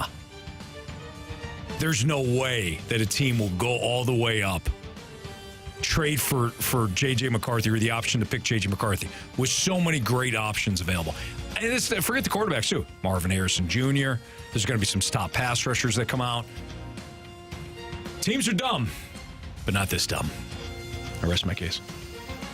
Oh, man. This is a real tough spot to be in because, Anthony, I like what you just brought to the table. However, there are some dumb teams in the NFL. The Carolina Panthers exist. The Ravens got Lamar Jackson late in the first round. No one picked him. They knew. J.J. McCarthy, best quarterback in Michigan? I don't know. But, Anthony, you had a sound reason behind your prove me wrong statement. Thank you, Judge. You did a good job. I'm going to give it to you. Thank you. From the 314. Tough cases so far. Prove me wrong with Bama losing Saban and recruits leaving Alabama. Mizzou's schedule is set up to go undefeated and win the SEC in 2024. Carey, I think this is perfect for you. Well, Judge, Mizzou is gonna Mizzou, right? I mean, we've seen it time after time. Their schedule may be set up to go undefeated, but there's also some teams in the SEC that still play there, right? Is Georgia still in the SEC? Yes, sir. Is LSU still in the SEC? Yes, sir. Hell, is Vanderbilt still in the SEC? I'm just saying, these things, anything is possible. So, I mean, going undefeated in college football is a tough task. And when you're in a conference as heavy as the SEC, it's damn near impossible. Tell them. I mean, did any team go undefeated last year in the SEC? No. I didn't think so. Because why? Because it's damn near impossible. So I would have to assume that Mizzou would not be able to make the possible happen. It's going to be impossible for them to go undefeated. Doesn't mean they're not going to have a great year, but going undefeated is a tall task, and I do not see the Missouri Tigers making it happen this year. Nice. Thank you. Prove me wrong. The biggest problem with the Blues offense is they don't shoot the puck enough. The thing about shooting the puck is you need time and space. When you don't have time and space, it's difficult to shoot the puck. This is true. It makes zero sense for any player, whether he's wearing a Blues sweater or not, Carey, to shoot the puck through 19 opponents in front of him. Yep. You have to create those opportunities. So while I appreciate the Blues faithful screaming at the top of their lungs at Enterprise Center to shoot, players on the ice know that they need to set themselves up properly in order to take quality shots, not just quantity shots. Quantity of shots. Like it. We'll see. They need to shoot the puck more. From the 314, prove me wrong. The Packers have the best chance of an upset this weekend. Well, I mean, when you're looking at this schedule of games and trying to really get the lay of the land, you know, the Packers going to San Francisco, that's a tall task for any team to try to take on. And so I'm looking at the Tampa Bay Buccaneers. They're going to Detroit. Detroit is a team that I think should win, right? But we heard Todd Bowles. He knows where they're playing. He knows that they're playing indoors and not outdoors. Yeah, he does not have this team. He does not have this team practicing outside for no reason. Not. They're dialed in down in Tampa, preparing for an indoor game in Detroit. Detroit is a team that is really that first win in 30-plus years in the playoffs. What are the odds that they make it to? I don't know. Maybe not high. Todd Bowles prepared, knowing where the game is, got those Buccaneers dialed in, and that would be my biggest upset on the weekend. You don't believe that. He's been talking about the Lions all. I mean, take C.J. Stroud. You could have said Lamar Jackson. He's the playoffs. I don't believe that one either. So, Carey, you're obviously getting a... KC would be the upset. You're obviously getting the buzzer on this one. They're the favorites. Aren't KC? Oh, shoot. I thought they were a favorite. I sent you guys this last night. Interesting nugget here. For anyone saying that the 49ers are making or winning the Super Bowl, let me remind you, this is from I Miss Winning on Twitter, that no team that has lost to Kirk Cousins has played in the Super Bowl the same year. Let me remind you, the Minnesota Vikings defeated the 49ers earlier this year on Monday Night Football, 22-17. You're welcome, Green Bay. Was that a Cousins game? Yep. You think that their backups beat the 49ers? They couldn't even beat the Bears. I wouldn't think so, Marsh. They couldn't beat the Broncos. I thought he was done by that point, but I could be wrong. No, he actually got injured against the Packers. It's funny how that works out. From the 314, prove me wrong, the Oregon Ducks have the best uniform selection out of any college or NFL football team.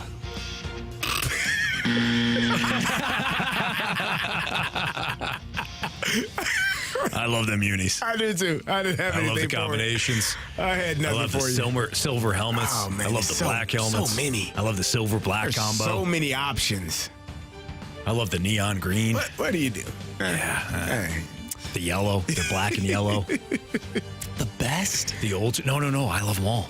They are have so many. The old school ones with like the lighter green with the yellow. Those are sick. You got like 100 those are cool. options. I know, Marsh. You got like 100 options. This is not an NFL team that can compete with that. Oh, I mean, come on. Their jerseys, now their uniforms are cool, right? Your Honor, I'd like to settle. Their helmets are awful. Now you have the wings. Yeah. I like it. You talking about the decal or the actual color of the helmets? Because that's shiny. I'm not talking about the helmet. I'm talking about the decal. The Okay. decal, it's like the wings, but they have that giant O on the back of their helmet. It looks so dumb. It's What about stupid. what about just going with the O? Yeah, I'd like that. Yeah, I'd like that. Yes, or I mean, keep they the got wings. I like the wings, but have the giant O on the back of the helmet. It looks so stupid. You got like 10 different helmets. With that silver, that's the matte, like the black matte. beautiful, man.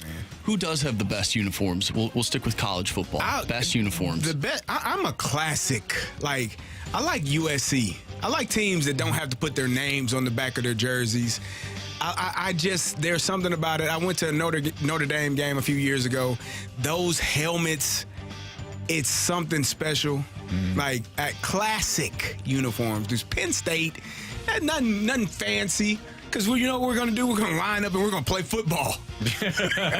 Give a damn what we got on. Yeah.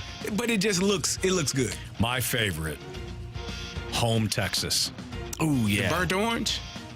The white and the burnt I orange. like the white jersey better. Do you? I like their jerseys, though. I like the logo. I think the logo is awesome. The white with the burnt orange and the white pants. Yeah. Michigan, when they wore the classic Michigan uniform with, the maize and blue, they had the maize pants. Oh, yeah. Now, in the national championship, they wore all blue. Yeah, that looked sharp, though, I thought. I like the original look better. I'm fine with that, yeah. I like the original look better. And then, Notre Dame, they have great jerseys. Michigan's got that perfect navy blue. Yeah. Like that dark blue. I know you can't say it, Carey. Although you just gave credit to Penn State. Yeah. Well, you know what? Carey's he's upset because he could have been wearing it. Possibly. That was up to you. Bad mistake. Maybe not. It worked out well for me. Look at me now. Michigan. You ghosted Michigan, Carey. Come on. It's kind of a power move, though, if you think about it. Look at me. Yeah, a little bit. Prime Video. Is Prime Video about to change the way we watch sports around here? Or in general. That's next on 101 ESPN.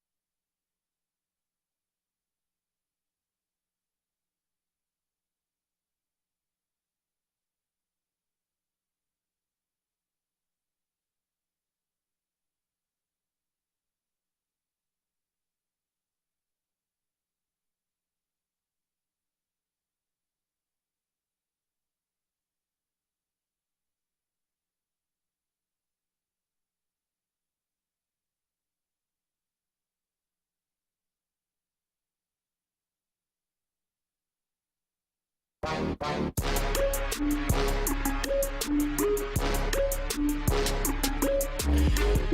we found out news today, or maybe it was last night, that Amazon is set to invest in Diamond Sports as a part of the bankruptcy deal. Amazon will partner with Diamond Sports, according to ESPN. And I know other locally, Derek Gould of the Post-Dispatch have also covered this.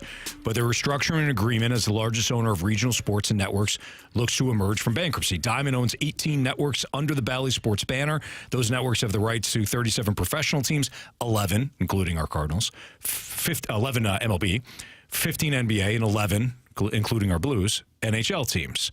Diamond Sports has been in Chapter 11 bankruptcy proceedings in the Southern District of Texas since filed for protection last March. The company said in late 2021 financial filing that it had debt of $8.67 billion. Long story short, it looks like Amazon is going to throw a lot of money at Diamond Sports to get them out of bankruptcy, and then in turn, over time, it won't happen necessarily right away for some teams, including the Cardinals, but over time, the games will likely be on Prime Video. Carey, I'm fine. It's a game changer. I'm fine with it. In fact, it would be all we want as sports fans is, where's my game going to be? Correct. That's it. The reason why I say it's a game changer because it has a ripple effect on Spectrum. Because I have Spectrum because I can watch Bally's. But if it's on Amazon Prime, I don't need you. I don't need you. So, I mean, you just have to think about the ripple effect of how it plays on. I mean, they don't, but you would think about it, how it impacts a local cable company that most people are cutting cords anyways and going to apps to watch all of their events and their sporting events and their TV shows. It's easier in some regard. I think some people think it's cheaper when you got 15 apps. It's about the same amount of money. So, there's that. It's a great logical point. That is funny. I cut the cord. Cut the cord. Really? What'd you add? Netflix, Prime Video, Hulu. Peacock. Of course, I got to have my Peacock.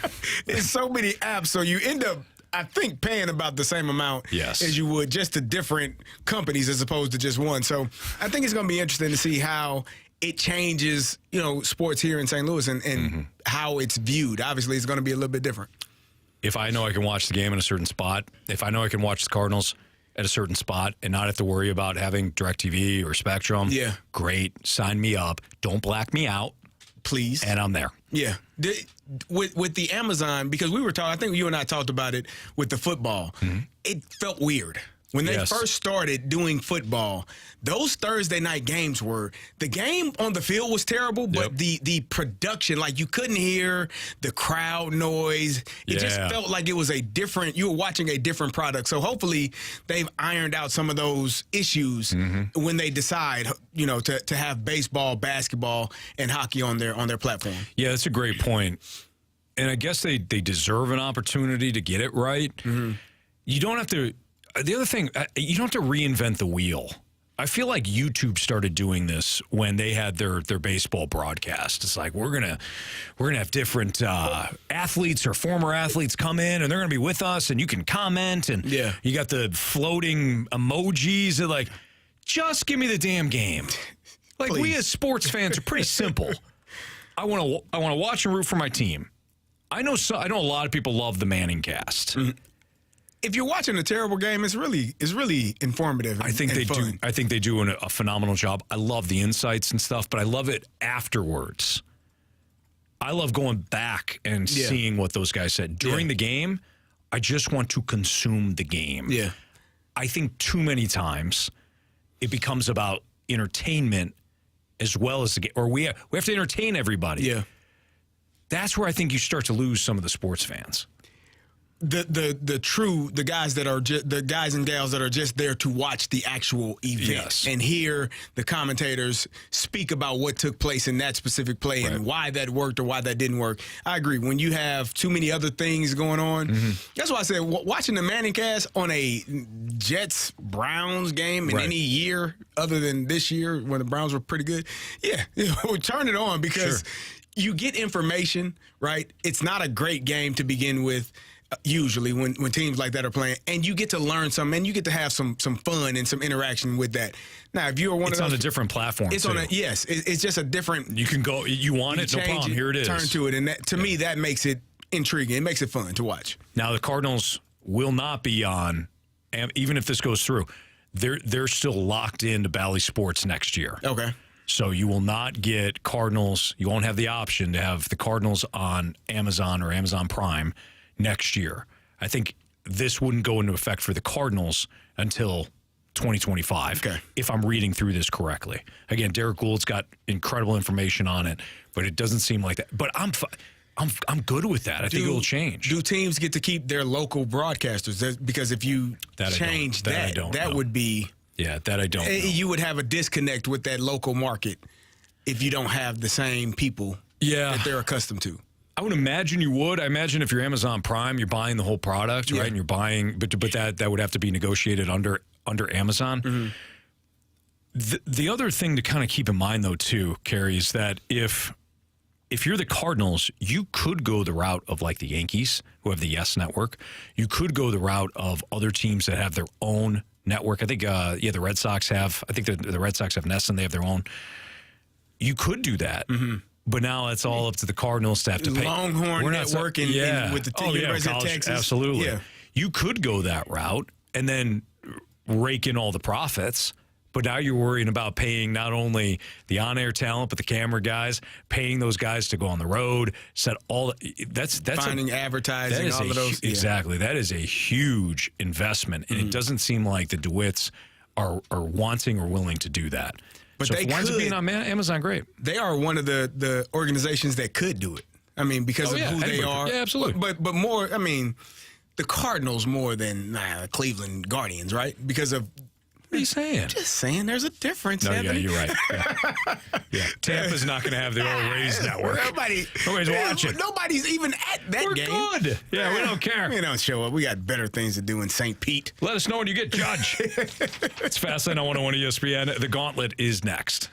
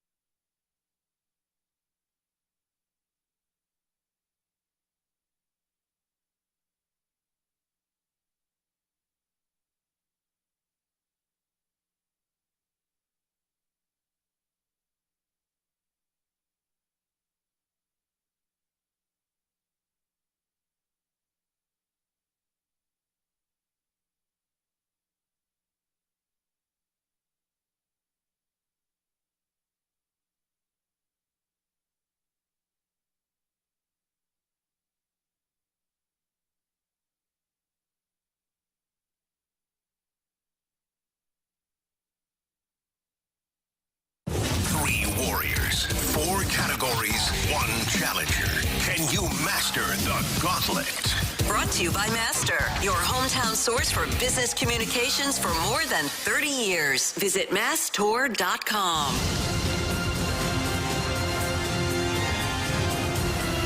Time for the Gauntlet here in the Fast Lane on 101 to ESPN with Carey Davis and Andrew Marsh. I'm Anthony Stalter, 403. Your time check brought to you by Clarkson Jewelers, an officially licensed Rolex jeweler. We welcome in Chad, our newest contestant in the Gauntlet. What's up, Chad? Not a whole lot, guys. We appreciate you playing. Who would you like to take on today, Marsh, Carey, or me? Choose you, Stalter. Yes. All right. Let's do this, Chad. Good luck, buddy. Yes, sir. All right, Chad. You have an option. You picked Anthony Stalter, and we got to pick a topic. So tell Marshy to spin that wheel. Marshy, spin that wheel.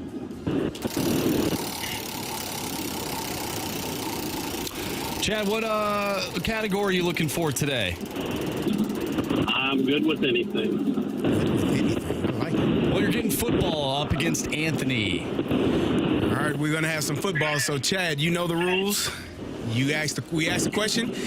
You answer it with no options, you get 2 points. You answer it with the options, you get 1 point. And if you get it wrong, you get 0. Are you ready to take on Anthony Stalter? I am ready. All right, here we go. The last time the Cowboys didn't choke was in 1995 when they beat which team in the Super Bowl?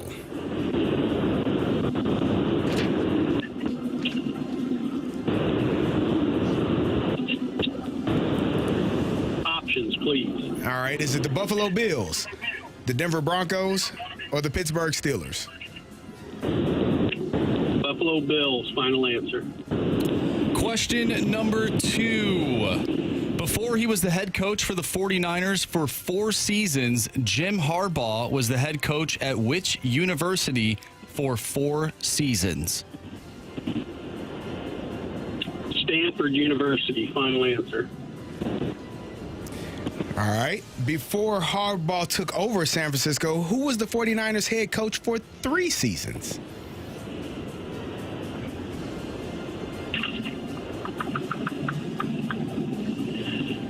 Oh.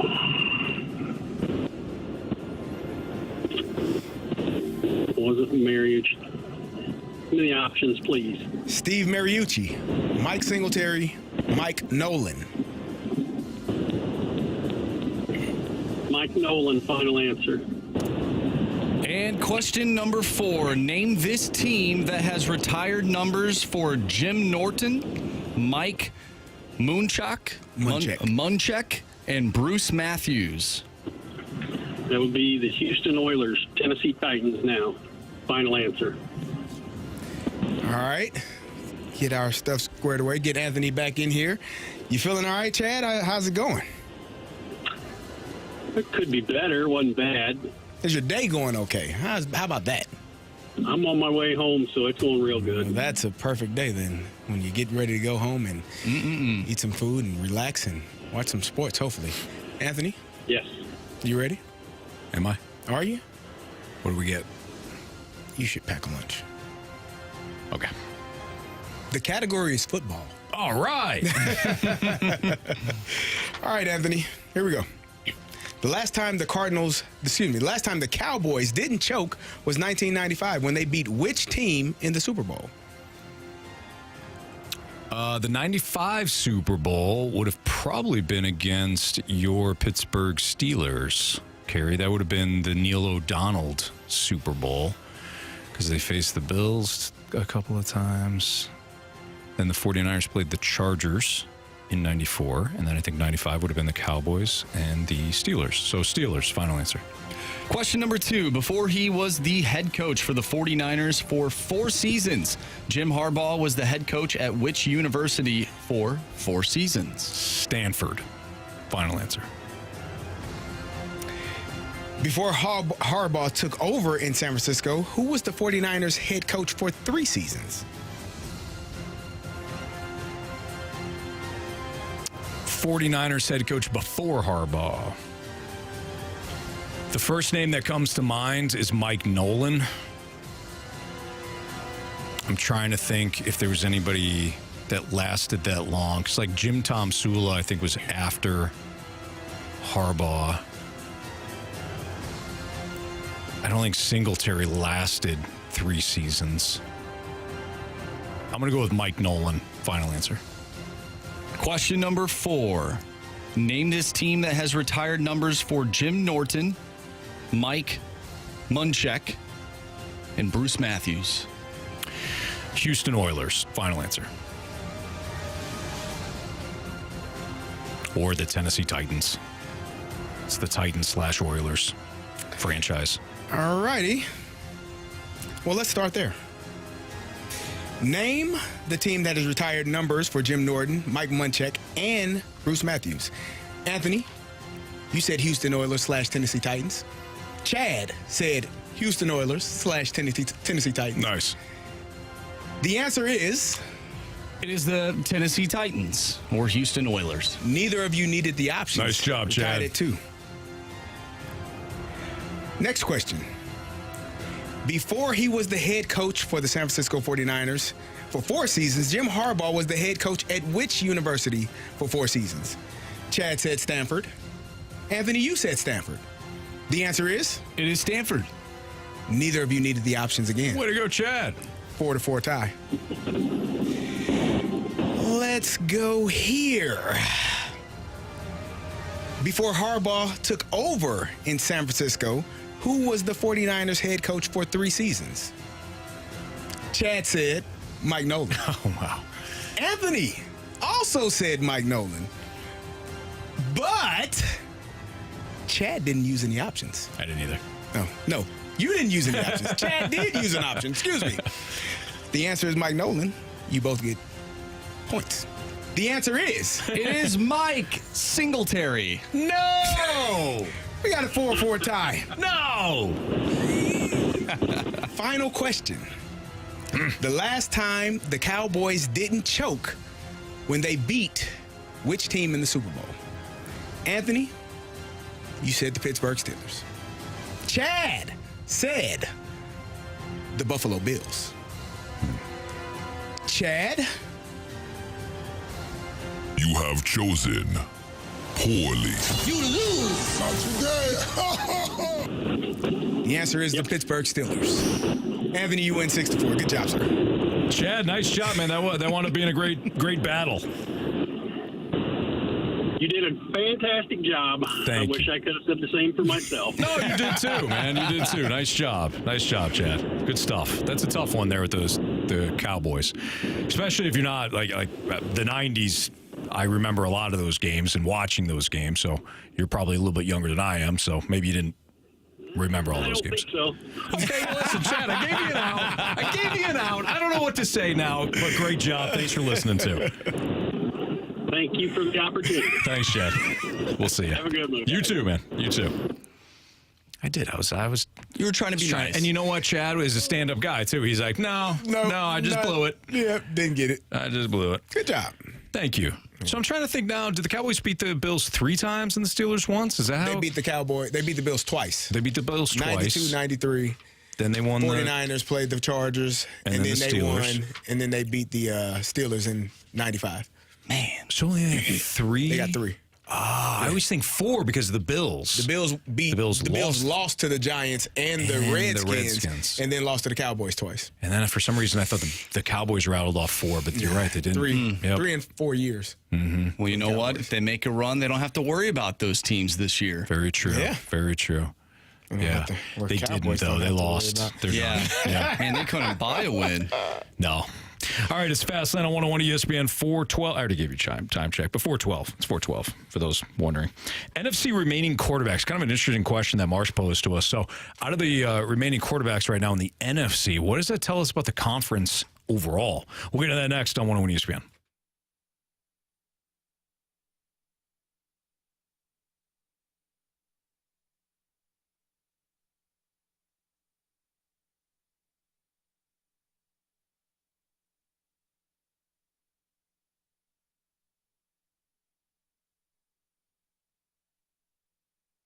Fellas, it's Carey, and if you have not heard about Mint STL, let me tell you about them. If you're a man that is waking up in the middle of the night to frequently urinate, maybe you're not able to go as often as you would like, you may be struggling a little bit in that area, you need to contact the Midwest Institute for Non-Surgical Therapy. You could be suffering from BPH, also known as an enlarged prostate.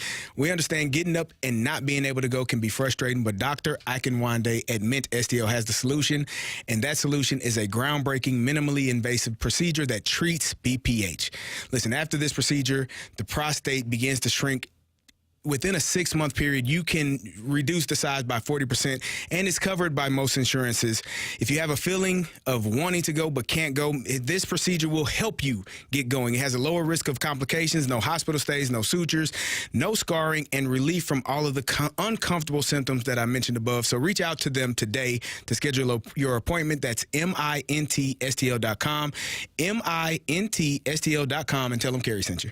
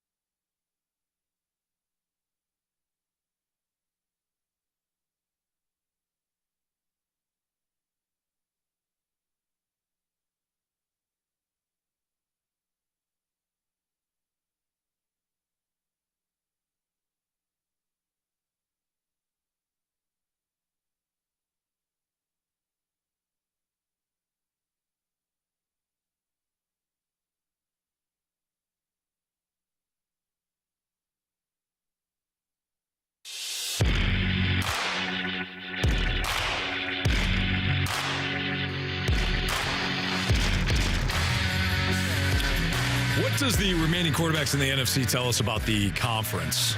With Kerry Davis and Andrew Marsh and Anthony Stalter. So here are the remaining quarterbacks in the NFC. Jordan Love, Brock Purdy, Baker Mayfield, and Jared Goff.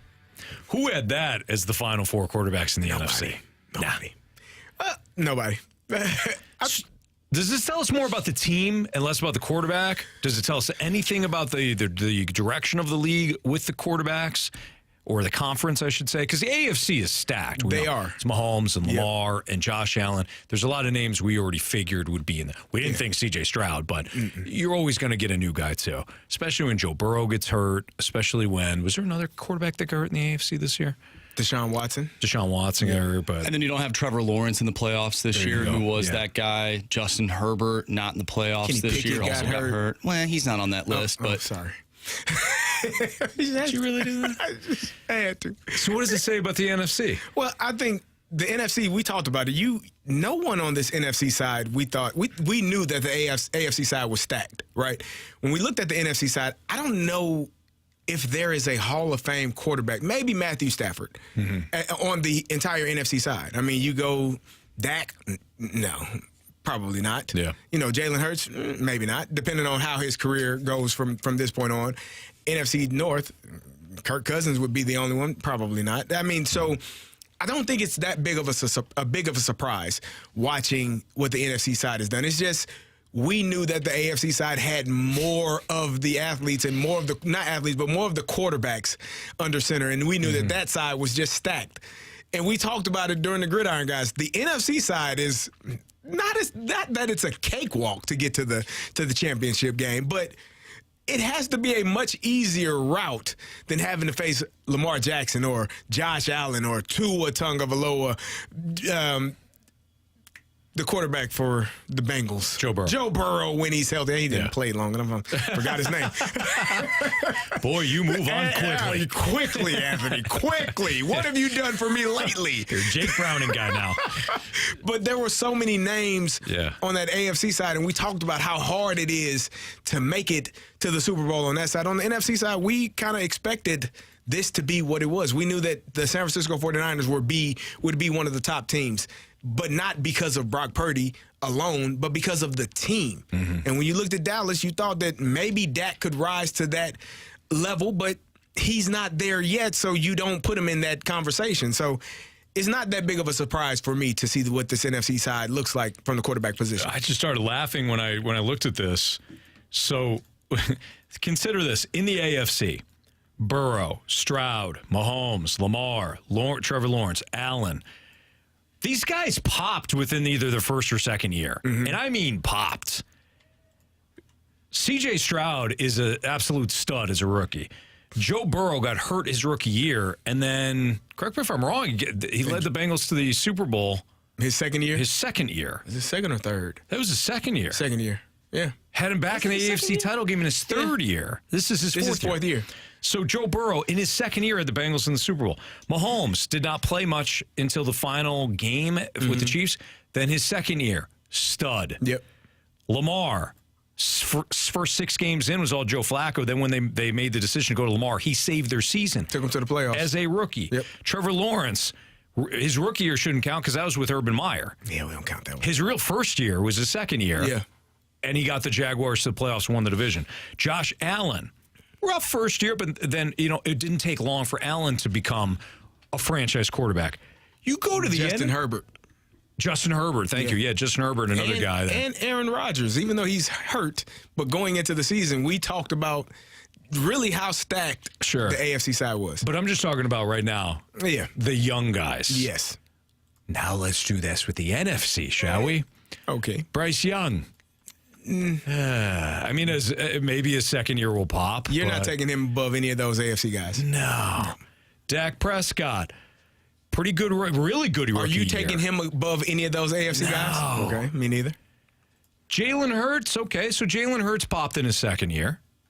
Yeah, but this year was... He still had a good year, but he's really it, though. He is the only one. Everybody else... Jared Goff, Matthew Stafford... Yeah, great, but older. Yeah. The young. Let's just talk about the real young guys.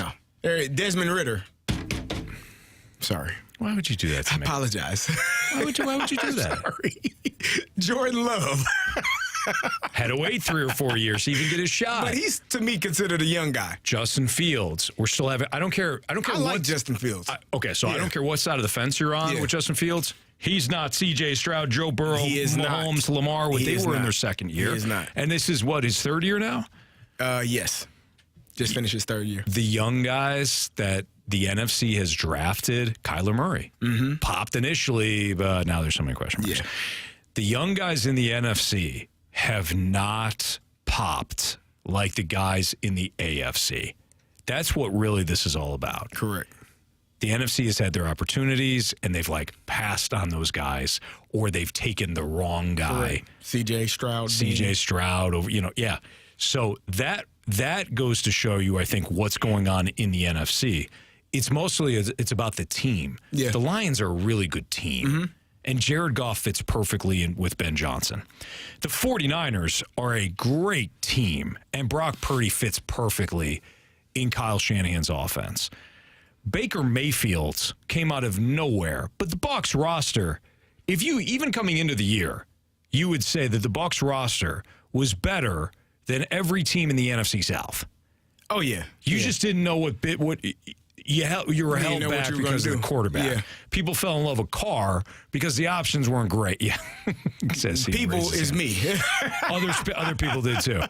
But when you look at the NFC, the final four teams, I think CD, it's about the team and where the team is right now. Yeah, I agree. The teams are really playing well. I mean, I'm looking at the Detroit Lions. They've played well.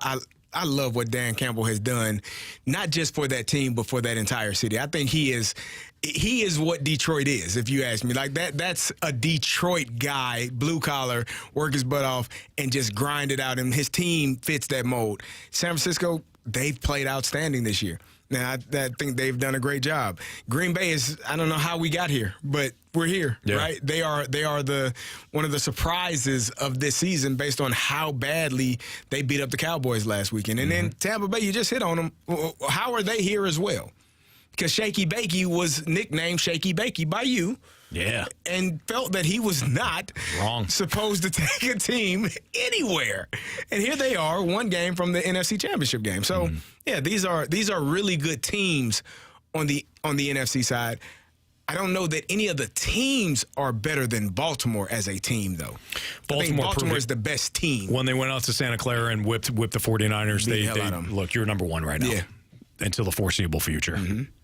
Do we see any of these NFC teams giving the AFC champion a run for their money in the Super Bowl? Or is the 49ers really the only team? I think if the 49ers played the Ravens, it would look differently. I'm not saying the 49ers would win. Like when the 49ers lost to the Eagles in the NFC Championship game, we all knew we were robbed of a great game. Brock Purdy got hurt. When he got hurt. Deebo Samuel afterwards went on Michael Shine's, that's not his name, Adam Shine's radio show and said, we would have beat him by 3 touchdowns had Purdy not get hurt. Yeah. And then they went in there in Philadelphia and absolutely whipped them and proved Deebo Samuel right. Manhandled them. Yes. But when you look at a potential rematch between the Ravens and the 49ers, I don't think we were necessarily robbed of a good game. I think the Ravens just took it to them. But the 49ers are good. They're skilled. Their coaching is excellent. I just think we'd see a much closer game. Are you because I know you and I both picked the Ravens and the 49ers for a Super Bowl. And I know we're still a week away from before the season, correct. Yeah. I know we're still a week away from NFC AFC championship games. Do you see a chance where Detroit actually can take care of the 49ers if that's the game in the matchup? Do you see that as a possibility? I'm trying to think. Because I feel like I could for some reason. I don't know why. Detroit they're different than what they have been. So I'm thinking get past the Bucs, but yeah, and I'm thinking of the potential matchups. Kyle Shanahan versus Joe Barry. There's going to be nothing left of Joe Barry when it's all said and done. Aaron Glenn, who's the defensive coordinator, Joe Barry's the defensive coordinator for the Packers. Aaron Glenn is the defensive coordinator for the Lions, and he has done a remarkable job of changing things for that defense. The Rams left a lot of points on the board last Sunday night. McVay and Shanahan run similar offenses. I don't think that Shanahan would leave as many points on the field as McVay did. Yeah. So if I'm thinking about it from a matchup standpoint, like, do the Lions have a shot? Absolutely. No question. But Shanahan versus Glenn, I'll take that. Gotcha. Johnson versus, the 49ers defense. That defense is really good. That defense is really good, too. Yeah. So I wouldn't pick them. I wouldn't pick the Lions, but I would say, yeah, of course they would have a shot. Because they're going to play you hard. They're physical. Right. If you're not ready to play the Lions, you're going to lose that game. You need to be physical with them. Or else they're like the bully. They're going to punch you in the face. They're going to punch you in the face. You're not going to apologize about it. But if you go up to them, you punch them in the neck and say, I'm still here. Let's go. Then I think Now you gotta fight. now it gets into the matchups and stuff. What about you? Do you think the Lions could give them a fight? I think they could. I think just watching how the Lions play football, I picked them to beat the Buccaneers this weekend, and I don't think that's going to be a close game. But I think just the style in which there's a thing about having confidence and belief. Like, if you got it, you feel like you can do almost anything. And I think Dan Campbell has instilled something in those players that they probably didn't have because they're the Lions, right? Mm-hmm. They traditionally don't have success to this manner. And we saw it last year when they went into Green Bay, and we talked about it. There's no way in the world that they should have beat Green Bay. And they did in Green Bay, with Green Bay having the opportunity in Aaron Rodgers, what would be his last year, not knowing it then, an opportunity to make it to the playoffs. Yeah. And they go in there and they beat them up. And you're like, whoa, this team is got my attention. This team got my attention. They aren't afraid of anyone. No. So 49ers will be the bullies, but the Lions aren't afraid of the bully. No. So that's why I think that'll be a very good matchup. Jeremy Rutherford, our Blues Insider, next here in the Fast Lane on 101 ESPN.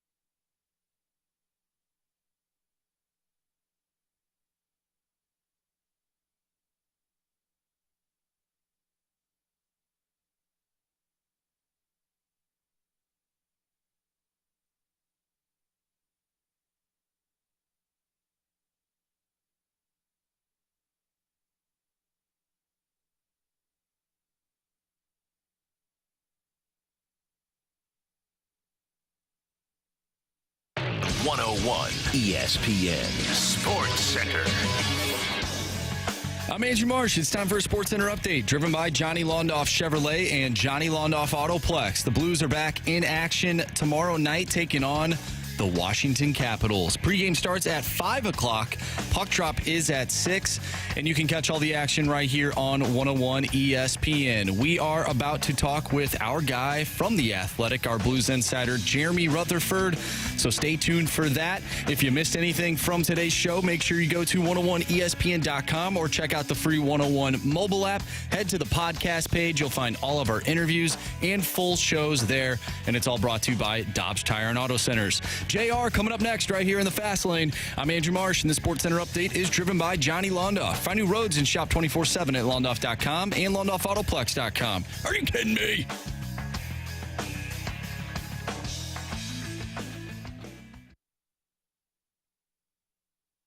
News, notes, and nuggets. It's time for the Rutherford Report with our Blues insider, Jeremy Rutherford. Brought to you by Scott Lee Heating Company, a proud Mitsubishi Electric Elite contractor.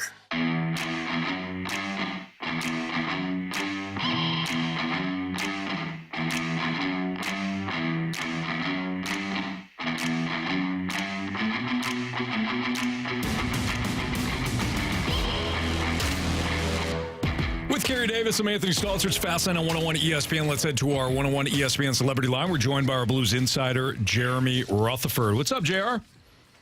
Not too much. And, hey, something you were talking about earlier, I just want to go on record and say I'm glad Carey went to the Illini because I got to cover him. I wouldn't have covered you at Michigan. So thank you. I'm glad to have you. Glad to cover you, buddy. Everything works out how it's supposed to. Yep. I think that's great and all. I just think he should have taken the visit to Michigan like he said he was going to, JR. Listen, I definitely shouldn't have no-showed. I think that's. I mean, at least tell me you're sick or something. Yeah, I should have. Didn't. It all worked out. JR, we understand that you have a new piece coming out with The Athletic, and it's something I think Karen and I have been talking a little bit about throughout the course of the day today. So what's your focal point for your latest article?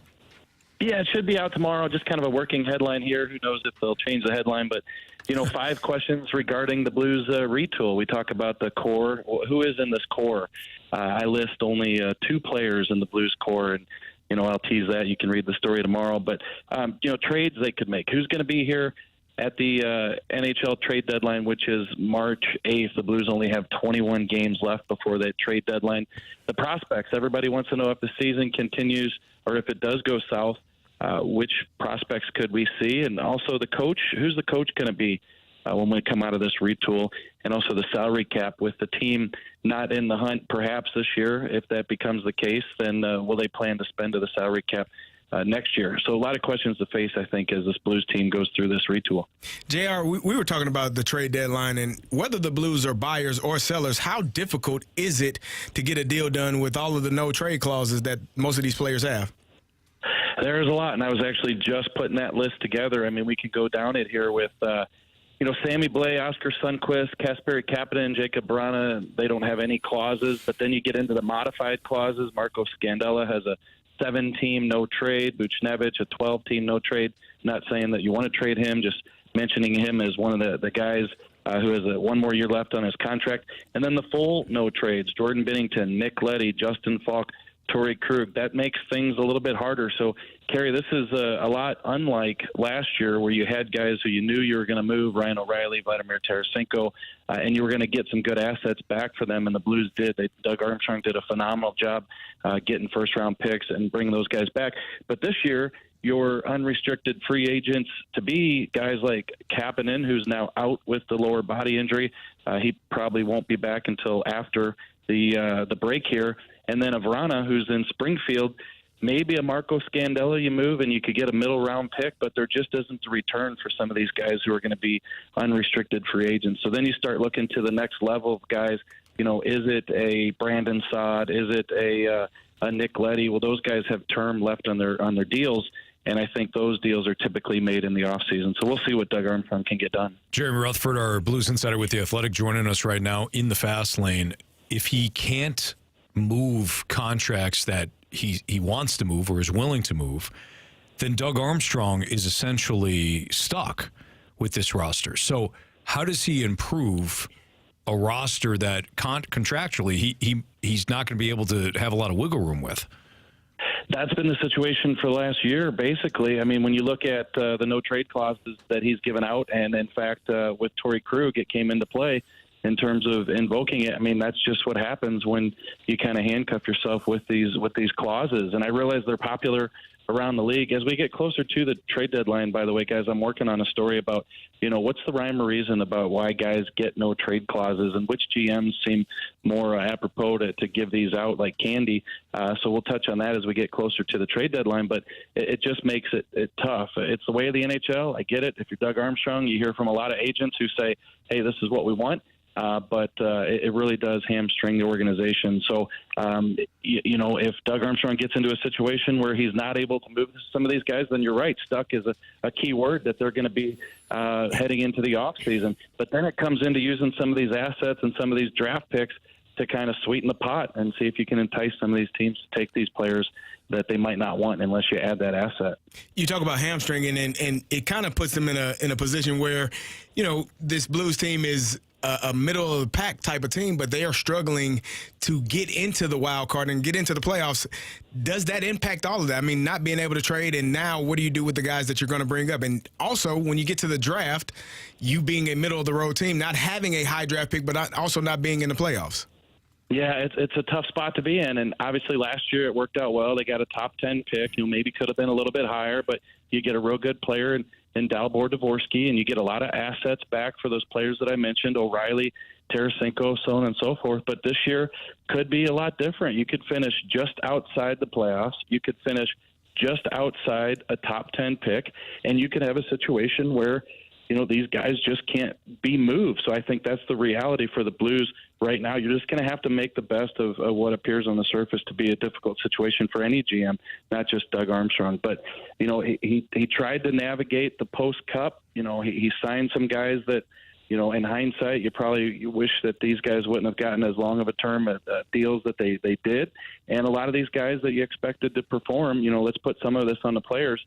They haven't performed either. So collectively, it's all added up to the situation that we're looking at right now. JR, we can talk about the trade deadline and what you can and can't do, what another high draft pick would do for this franchise. Can you talk, though, about what even one playoff series would do for the ownership group? Because if they miss the playoffs again, we're talking about 2 years in a row where they miss the playoffs, and this is an ownership group that is constantly willing to spend to the cap. Yeah, no, it is something that we shouldn't overlook. It does affect the team. It does.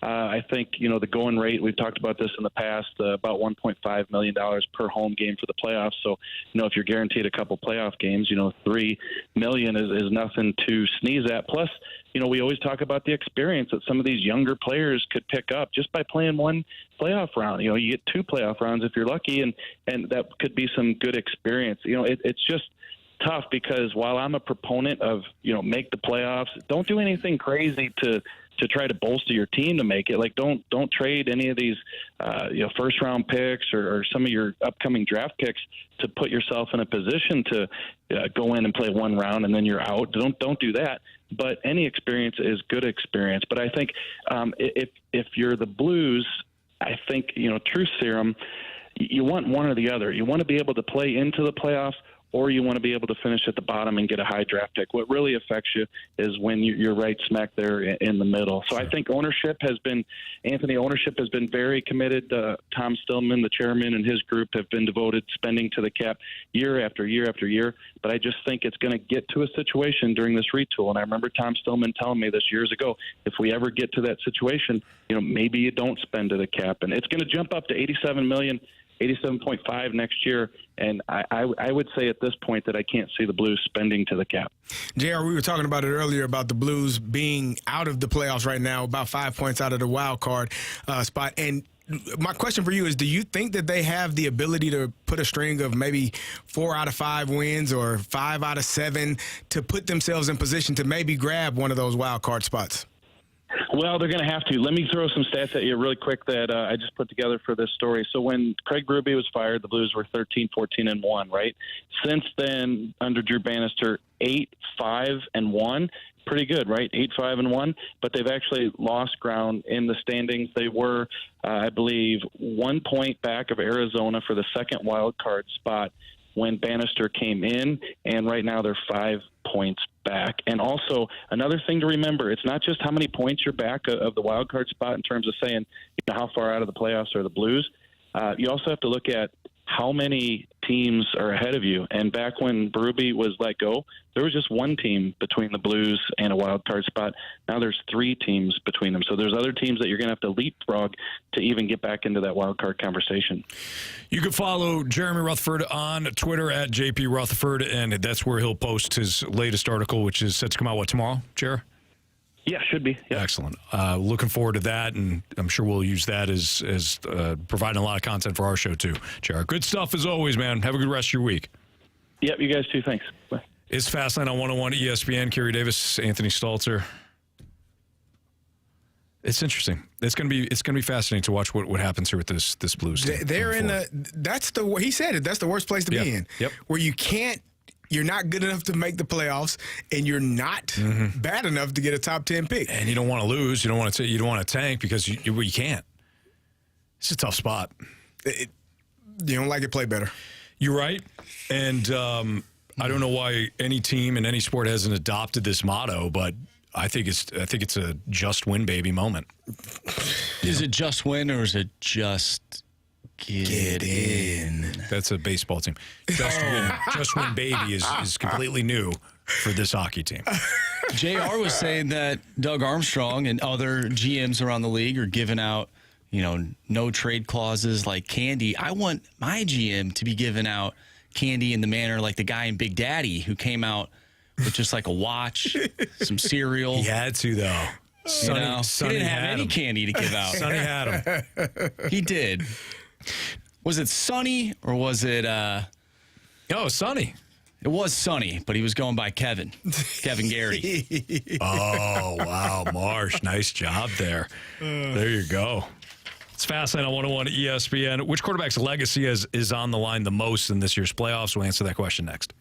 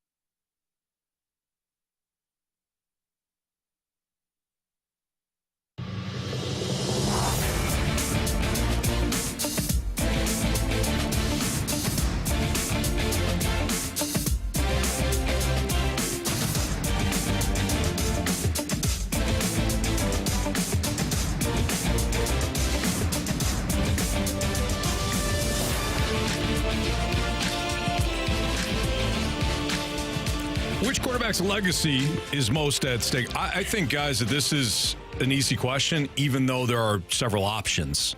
I think it's Lamar Jackson. I disagree. Given his playoff history? Josh Allen. Given his playoff history. Lamar Jackson is about to be a 2-time MVP of the league.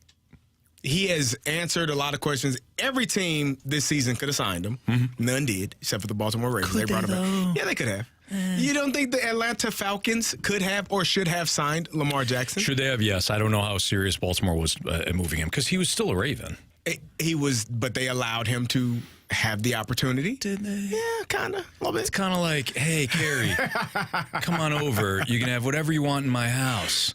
And then when you get there. But I need this in return. When you get there, I'm going to do some harm to you. And you're like, what the hell? It was available. I'm like, yeah, it was available-ish. Well, he for me is not the one. It's Josh Allen.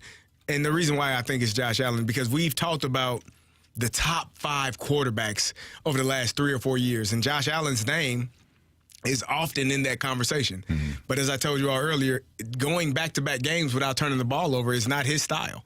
He tends to turn the ball over, which when you turn the football over, you tend to lose games. And I think we all go back to that playoff game versus Kansas City a few years back where it was just whoever had the ball last was going to win.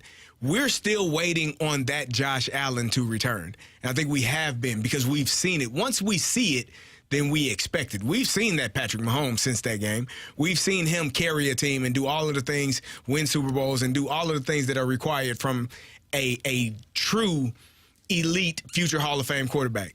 Josh Allen, to me, is on that fence of, yeah, I can be a future Hall of Fame quarterback, or I can be the Hall of Very, Very Good. Mm-hmm. And I think he's sitting right there. Lamar Jackson, if you win 2 MVPs, what the hell are we talking about?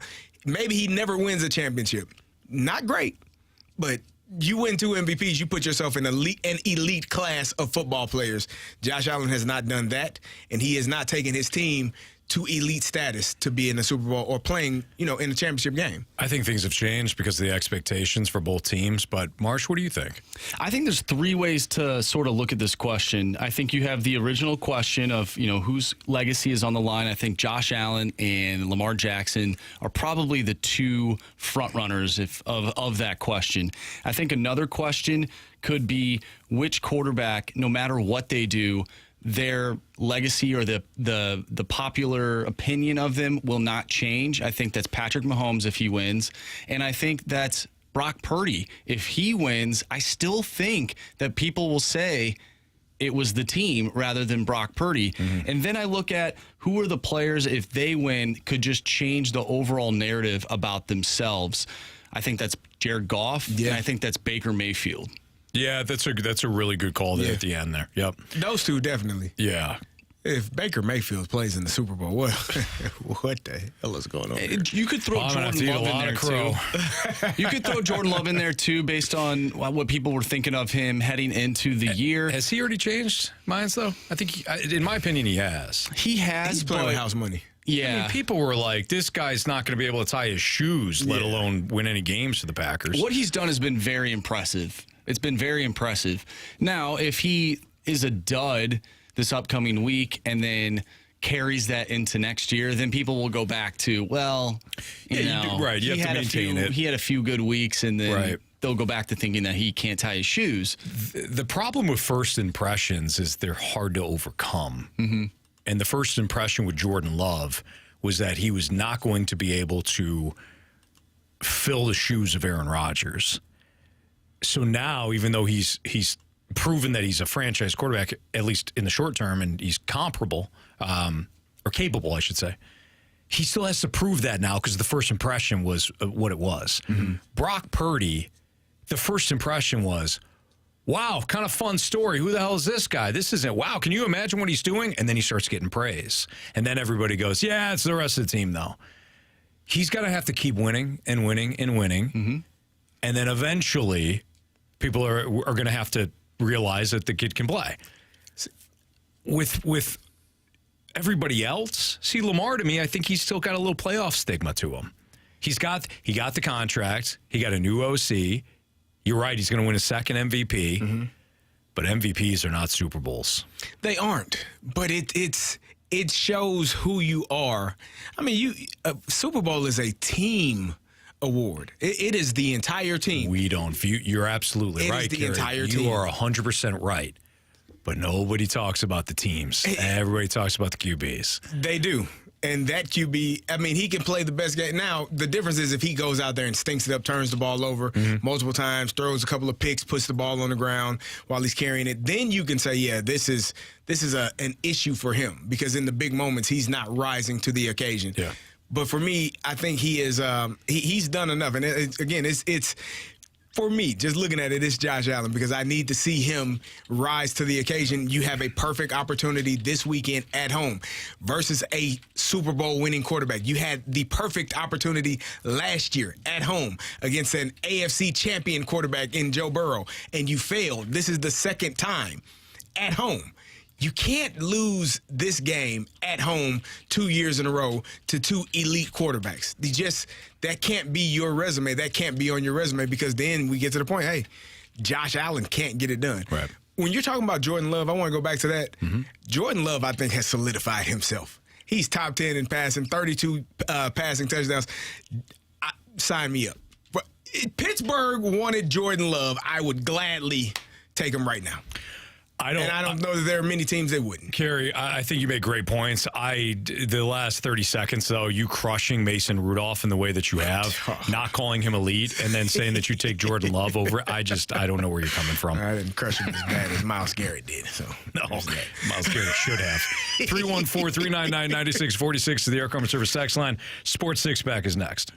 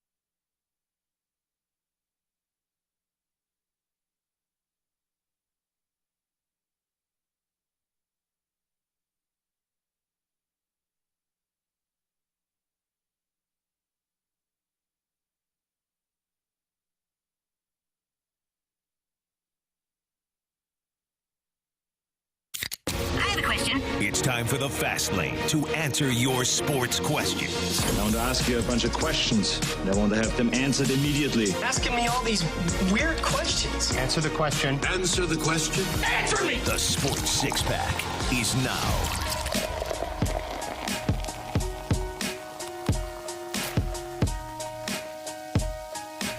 .502, your time check brought to you by Clarkson Jewelers, an officially licensed Rolex jeweler. Man, this show has flown by here.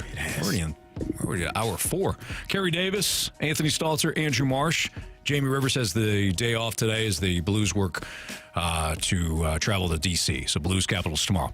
Time for the Sports Six-Pack. Question 1, please. Question number 1. All right.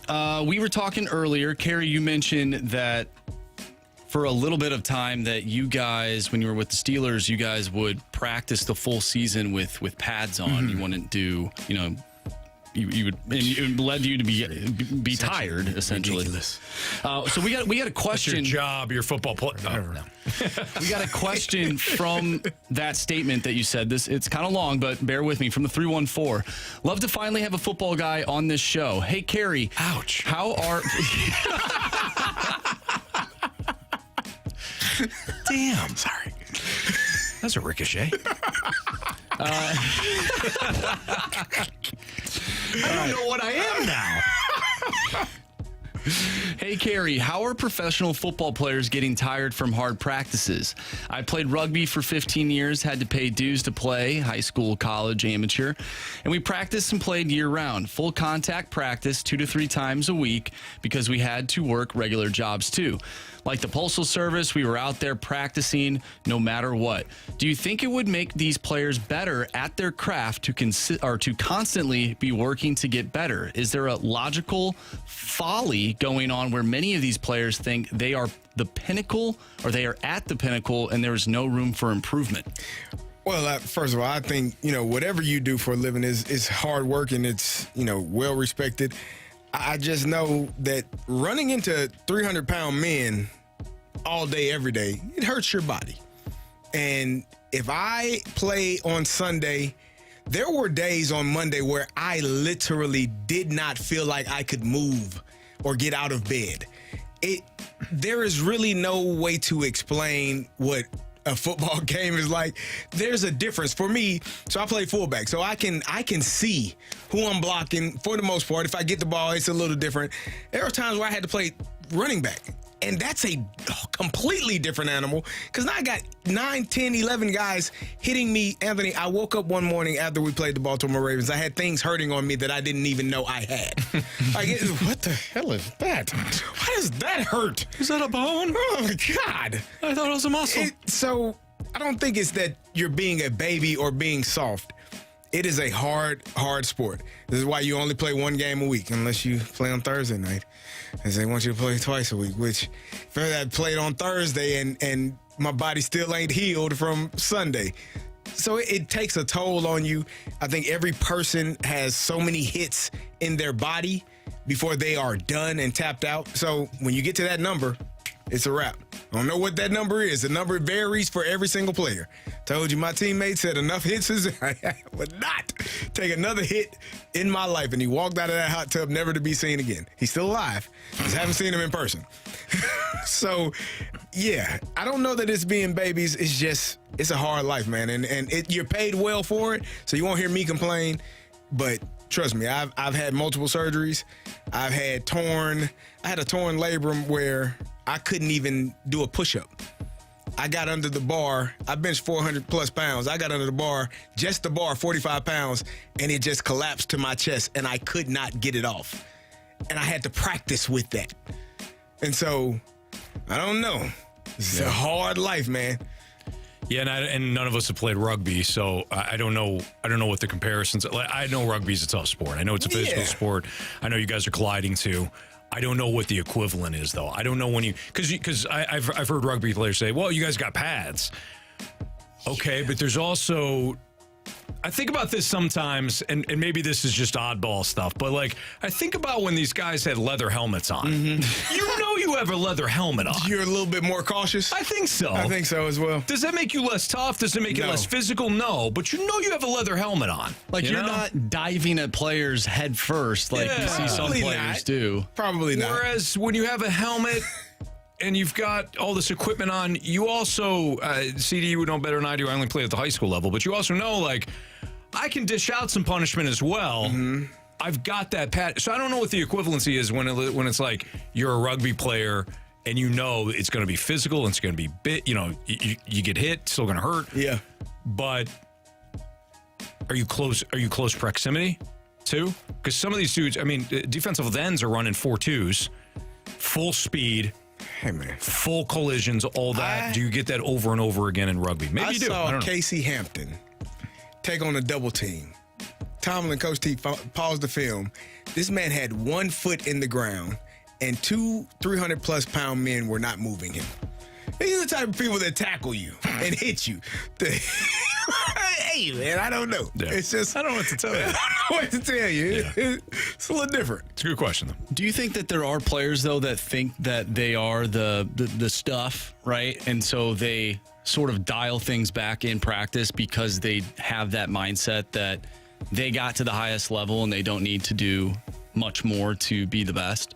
Or did you have teammates like that? Well, I played against James Harrison. People always ask me, who's the hardest person? Was it Ray Lewis? I practiced against James Harrison. I asked you that the other day. Every single day. You know, Jordan Hicks throws a 104-mile-per-hour fastball. It's James Harrison. Just the fastball, no changeup, no sinker, no slot, just fastball every single day. And so there are some people that can get away with, I guess, not practicing as hard. And there are some people that, no, this is who I am, and this is how I got here, and this is what the hell I'm going to do, and this is how we are going to get better as a team. So, who is surprisingly a big hitter? Lawrence Timmons. Lawrence Timmons is... He's a linebacker, too. He's a linebacker. He is Ryan Clark, too. Like, RC had another teammate, Tyrone Carter, who I think sometimes would just try to not. Hey, this was pre-concussion era. Mm-hmm. This is before the movie came out. This is before we even knew what a concussion was. But I mean, I've run into a few people. Brian Arakpro, the linebacker from Washington, big fella. Yeah. He went to Texas. He did. Big fella, big strong guy. Like you run into some of these people. Sometimes you get the bear, sometimes the bear gets you. just depends. I was listening to an old podcast with the Kelsey brothers, and they had Rob Gronkowski on, and Gronk was talking about that, and he said that he always used to avoid who was the Florida linebacker. Channing Crowder? No, not Crowder. It was like in college. Zach? Yeah. With the Patriots, but he played. Was it Moss? Brandon Moss? Brandon Marshall? Spikes? No, Takeo Spikes. No, wasn't there a Brandon Spikes? Brandon Spikes played at Miami. Yeah. Who the hell played at Florida? That was a linebacker. He was the one that took over for in that Netflix documentary. Oh, it was. That was played weird. for the Patriots. He was a second round pick. I know who you're talking about. I can't think of his name. He goes, I just avoided him in practice because he just had that man strength. One way, one speed. Gronk was telling us he'd say he was so strong. He wasn't weight room strong. Like he'd go in the weight room. He'd do 225 once. He goes, I don't got it today. And that's it. He wouldn't even work out. But he was just, you get him on the field, he was incredibly physical and incredibly strong. Yes. Somebody on the text line's got me on this one. I know that. Was it Brandon Seiler? No. It was Brand. I know who you're talking about. I can see his face. I just can't think of his name. He may have been the one that took over for Seiler. He's a rookie, and he crushed the one running back. Jarvis Moss. No. Carey, you know who I'm talking about. I know who you're talking about. I can see his face. I just can't think of his name. I'm embarrassed. We'll figure it out. I'll get it. I believe in you. Thank you. Question number 2. Carey, you just mentioned Thursday night football and having to play Sunday and then have the quick turnaround play on Thursday from the 314. Brandon Spikes. Brandon Spikes. That's what I said. Yeah. But you said he played for Miami. Oh, did I? You said he played for Miami. No, you said he went to Florida. He went to Florida. Yeah, Brandon he did. Spikes. Yeah. Okay, that's right. Yeah, Brandon Spikes. Spikes. That's right. Some guys you just know. My bad. Yeah, he just. Well, I should have known anyways. I should have looked at you and said, no, he went to Florida. He was Brandon Spikes. You're right. Yeah, But you're it was right, Brandon Anthony. Spikes. You should have corrected So me. listen. You should have corrected me earlier. At the end of the day, it's my fault. Anyways, Thursday night football from the 314. Should the NFL do away with Thursday night football? Yeah. Will they? No. I mean, people are tuned in. Amazon didn't pay all that dang on money for not having no football on Thursday night. Right. So, yeah, no, they won't. But again, I'm telling you, there are some teams that like Baltimore, that's going to be a physical game, and you understand what comes with that. I told you I had to sit in a contraption that separated my neck from my body because my neck is getting compressed week in and week out. I played against the Cincinnati Bengals, and I couldn't feel my whole right side. And I'm in the in the huddle like, I hope we don't have an ISO card on this play. Yeah, I'm in my stance. Yeah, I don't feel this whole right side. Stingers. I used to get so many stingers. I just became numb to them. Like the first one I ever had, I thought I was dying. After that, it's like, oh, it's just a stinger. I recognize It'll it come now. back. Oh, man. Hopefully. Maybe. It's unreal. Go ahead. Question number 3. Wait, do we answer that? Yeah. No. Yeah. No to football. Yeah, on no. Thursday. Oh, But yes, they will. that's right. Okay. Yeah. Where no. am I? You're in the fast lane. Question number 3 from the 314. So I wanted to get your guys' thoughts on this. It just crossed my mind. CJ Stroud has had a great rookie season coming out of Ohio State.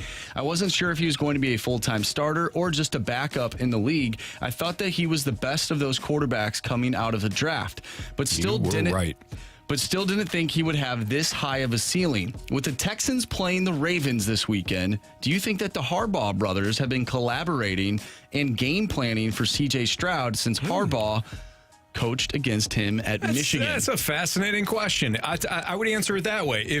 I would answer it this way.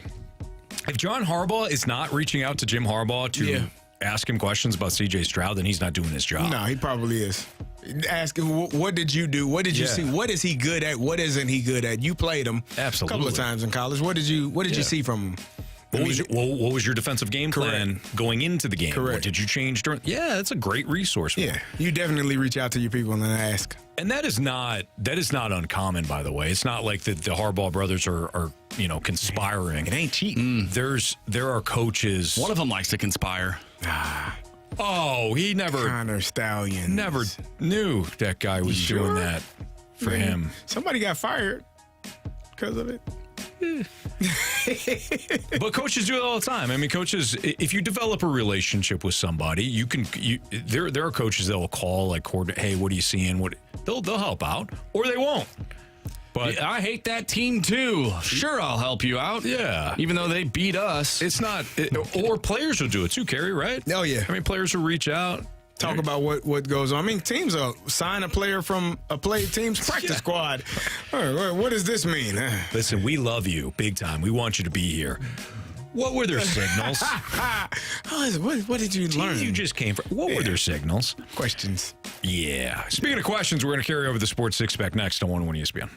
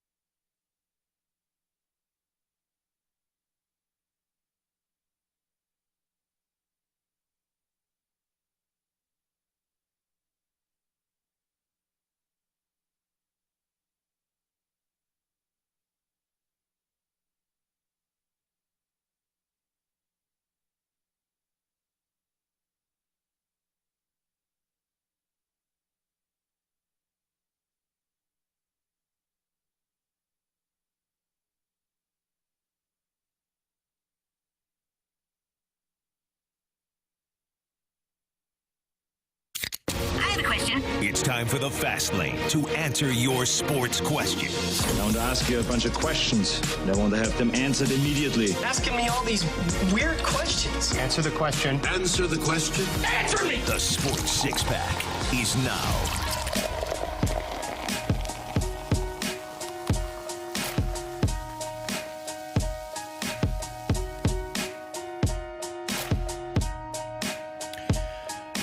Time for the Sports Six-Pack Part 2 here. Carey Davis, Anthony Stalter. Here's Andrew Marsh. Question number 4. All right, from the 636, the NFC North has 2 playoff teams still alive, and the Bears have the number 1 pick. Is the NFC North the strongest division heading into next season? In the NFC In the or NFC? in football? Yeah, I'm assuming he means the NFC. Ooh. Well, they're better than the NFC South. How do you know? There's going to be a lot of changes in the NFC South. I'm sure. I think the West is still the tougher division. Really? Yeah, because you got the Niners. I thought the Rams were going to be awful this year. They won 10 games. I did too. Seattle won 9. They're capable of at least staying at that spot. I don't know. I feel like they take a step back. Yeah. Especially with Pete Carroll not the head coach. Wait till they get Dan Quinn. He's not. Well, then they're definitely not going to. That defense that we saw on Sunday. They look good. Yeah. If you're a Packer fan. If you were betting the over. Yeah, no kidding. NFC South, no. The East, I guess. The North is tough. I think it might be, especially if the Lions. Okay, I'll give it to you. I'd go with that. Yeah. This was not a ringing endorsement, but sure. Yeah, Lions stout team. You can Packers. twist my arm. Yeah, Packers very improved. Vikings with a healthy Kirk Cousins. When Kirky Cousins goes back to Minnesota, that's a better than seven on a 4-year deal for $250 an ungodly amount of money. Yeah. No. I saw a report that Russell Wilson might be interested in Minnesota. I bet he is. Is Minnesota interested in him? I sure hope not. I hope not. I don't want that guy on my team. Nobody does. No. Boy, when you read the reports, remember after the Legion of Boom, it was a couple years afterwards and things were starting to fall apart. Somebody, it's probably Seth Wickersham, because it's always Seth Wickersham, but somebody did a report about the inner workings of the Seahawks. And guys like Richard Sherman and the rest of the Legion of Boom were like, yeah, Russ is a tool. Yeah. You got to gall a guy to get a hold of him. Exactly. So, and then Marshawn Lynch said that at one point. But they were talking about how much Russ was a problem. And this was still when Russell Wilson could play. Yeah. And you're like, nah, he can't be that. All of that has come true now. Not great. He's got this larger-than-life persona. He gets to Denver. He's going to control everything. They're terrible. Sean Payton basically turns him into a game manager, then has to bench him by the end of the year. That's over. Yeah, I agree. It's over. But yeah, he looked good in Minnesota. No, I don't think he would. You know, you had Justin Jefferson. He had different versions. Viking. No, stop saying that. Justin Jefferson had all these different versions of the gritty. He had airplane gritty. Maybe if Russell Wilson were to be the Vikings quarterback, the best thing I could see coming out of that is a new dance for Justin Jefferson, the high knee gritty. He's doing the gritty with the high knees. Okay, all right. That's it. I don't want that guy on my football team. All right, fair enough. Take it easy. Question number 5. Droid from the Snake Pit asked, are there any sports to watch tonight? That's not the question that I wanted to ask, but it plays into that. When there are not sports on or any games that intrigue you, what are you guys watching? I started watching Yellowstone. Yeah, that's what you're saying. Yeah, I was dialed in yesterday. It's a really good show. I kind of like it. Yeah. Like it a lot. I love watching when we have time, like sports documentaries and things like that. Really? I enjoyed the Florida Netflix series. I haven't seen that one. It's good. Okay. It's a little Yeah, I didn't want to. It felt like It's a little pom-pom for Florida. Yeah, it felt like it wasn't accurately done. I kept waiting for the dirt. Yeah, then it was like one of the episodes we had Aaron Hernandez on our team. Moving on, Urban Meyer, what a great guy. Exactly. It was like Urban Meyer sitting there. Yeah, we had some problems, but you know what I wanted to focus on was how hard these guys worked. It was still good though. It was just a little fluffy. Felt like it was. Yep. Wasn't great. The Barry Sanders documentary is pretty good too. That one. I haven't seen that one. You need to watch that one. That one's okay. It's really good. And there's a point there. Don't tell me what to do, but I will. I'll watch it. No, you need to watch it. Wayne Fonts is telling Barry that, Joe Montana called us at one point, and our GM thought he was too old. This is when he left San Francisco and went to Kansas City. Oh, no. And Warren Moon. Barry's like, what are we doing? Really? I'm going to go to Europe and retire. The hell are these guys? I am out. Oh, you're not going to keep running me into the ground. What the hell do you think this is? Jeez. Yeah, it was a really good one. I liked it. I also watched do you remember the old school American Gladiators? I saw that one as well. That was really good. I had no idea how poorly these men and women were paid and Seriously. treated. They were doing 2 to 3 shows a day, getting carted off to the hospital. No insurance. Get back out there, why don't you? What in the hell? They're juicing, and everybody's like, no, you can't juice. What do you want me to do? Then they were paying them. I felt shame for Watching enjoying it it as a kid. Like, oh my God. Carey, I felt the same way. I had no clue. I felt the same way. I looked at my wife, Chris, and I go, hey, I'm going to watch this. I used to watch this as a kid. This was incredible. And then I'm watching it, and I'm like, oh my God. I feel dirty. What did I do? I supported this. Oh my goodness. Yeah. If you haven't seen the American Gladiators, if you enjoyed that, man. In your childhood or early adulthood, you need to see the documentary on that. Because you and I are the same age, so I remember you remember I like, oh yeah, I remember. Yeah, Laser and Blazer, Zap. Taser, Taser, Gemini. Yep. Oh man, Saber. Man. It was a good time. They just treated him like crap. Yeah, buddy. Ran those poor people into the ground. They weren't even making money off their likeness. Nothing. The toys were coming out. They're like, did you get a paycheck Video for this? games. Yeah, nothing. Lunch boxes.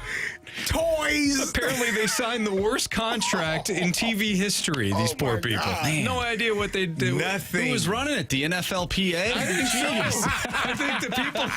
I think the people that were the creators of that show also then became the NFLPA. Oh my goodness. Bad. Nitro. Yeah, those guys, man. Yeah. Awesome. Nitro's crying. Question number 6. What did I do? Like, oh boy. All right. Anyways, so CJ Gardner-Johnson already talking some smack heading into this week as the Lions take on the Buccaneers. He had this to say about Baker Mayfield. He said, This group probably is one of the better groups we done faced all year. Besides that Tampa group, if you give that Tampa group a good quarterback, that's a great group. Evans, Godwin, Russell Gage, that's a great group. I played against them for real. Baker Mayfield then responded and said, I don't think he's really watched film because he mentioned Russell Gage. He's been out all year. We love Russell, but Russell hasn't played a snap all year for us. Yeah. So my question is, and Carey, you can definitely, respond to this because you were in the situation. But when an opposing player starts to smack talk, not in the game is a little different. What does that bulletin board material do for a team like Tampa? Did you guys ever have bulletin board material? Yeah, we gave it one time. Had a Where safety. were you? Pittsburgh. In Pittsburgh, you gave it to him? We had a safety that guaranteed we were going to beat the undefeated Patriots that year. Oh, that's right. Anthony Smith. Yes. Told our media during one of our practices or after practice that we were going to stop the Patriots run. Yeah. And if you happen to watch that game, what was it, 2007? Mm-hmm. Where the Patriots beat us. They bludgeoned us. That was when Brady got in his ways. It was really bad for my man Anthony Smith. There were times when we watched film on Monday that it looked like we were playing with 10 people on film because Anthony was so deep out of the film after getting the ball thrown over his head multiple times that we looked like we were playing with 10 people.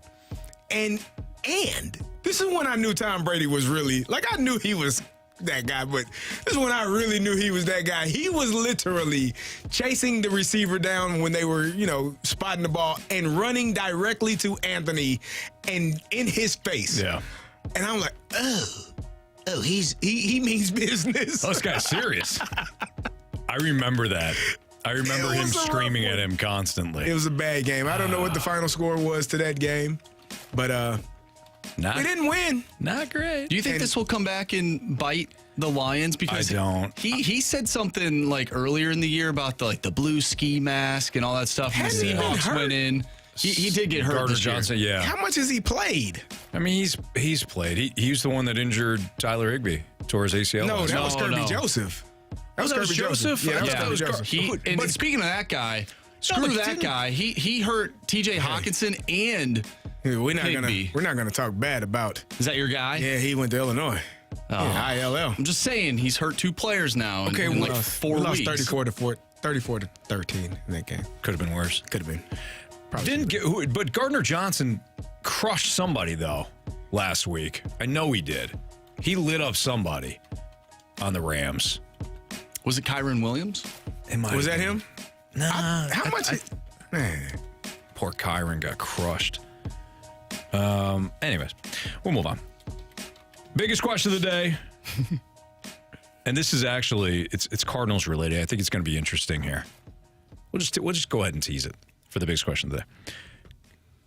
Despite our criticisms of the Cardinals, how are they going to win games this season? Starting pitching. Well, it's not that. That's next on 101 ESPN.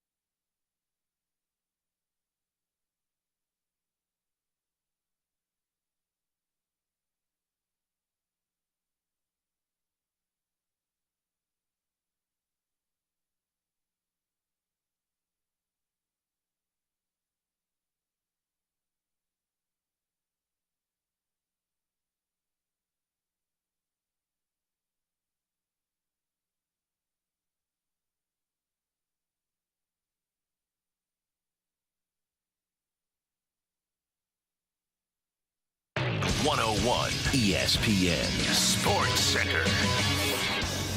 I'm Andrew Marsh. It's time for a Sports Center update brought to you by Saliga Heating and Cooling. The Blues are back in action tomorrow night, taking on the Washington Capitals. Pregame starts at 5 o'clock. Puck drop is at 6 o'clock. And you can catch all the action right here on 101 ESPN. We talked earlier today with Jeremy Rutherford, our Blues insider from The Athletic. If you missed that interview, make sure you go to 101ESPN.com or check out the free 101 mobile app. You can find all of our podcast and interviews on the podcast page. It's all brought to you by Dobbs Tire and Auto Centers. After the show, we'll have ourselves a Blues Instant Replay, so tune in to that as well. But we have our biggest question of the day coming up next. I'm Andrew Marsh, and the Sports Center update is brought to you by Saliga Heating and Cooling, an independent American Standard heating and air conditioning dealer.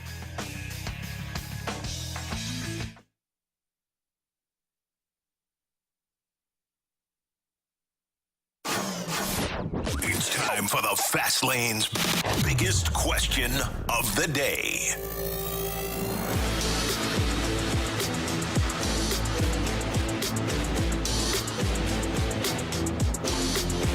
Despite our criticisms, despite our frustrations, let's move the ball forward a little bit here with the Cardinals. How do they win next season? Score more runs than the other team, don't give all that. But how does it look to you? I feel like the pitching staff that you went out and signed have to eat up innings. They can't be 5 and dive guys. They gotta be 6, 7 inning guys. Minimum, in my opinion. More 7 than 6. And I know the philosophy is not seeing the lineup the second time around. I think you start there. I think you have to be better with runners in scoring position and having those timely hits. I think last year they didn't have just the moments where they needed to make a play, needed to make a hit, needed to have a hit, needed to drive a runner in. Didn't happen as often as it needed to. And hopefully the defense is better. The defense gets better by doing your job every single day, being in the same position, trotting the same guys out in the lineup at the same spot every day. I think repetition helps you be better. You would think. I would hope. And so I think you start there. Pitching, giving you 6, 7 innings, timely hitting with runners in scoring position, and then very, very good defense. Like the defense, Nolan Arenado had a rough start to last year. We know because he didn't win a Gold Glove first time that ever, right? Yes. Yeah, 10 years in a row. Yeah. Or 9 years, 9, 10 years. So we know that he didn't have the best start to his season defensively, which is not what we expect. So I'm hoping that you fix those things and this team is better.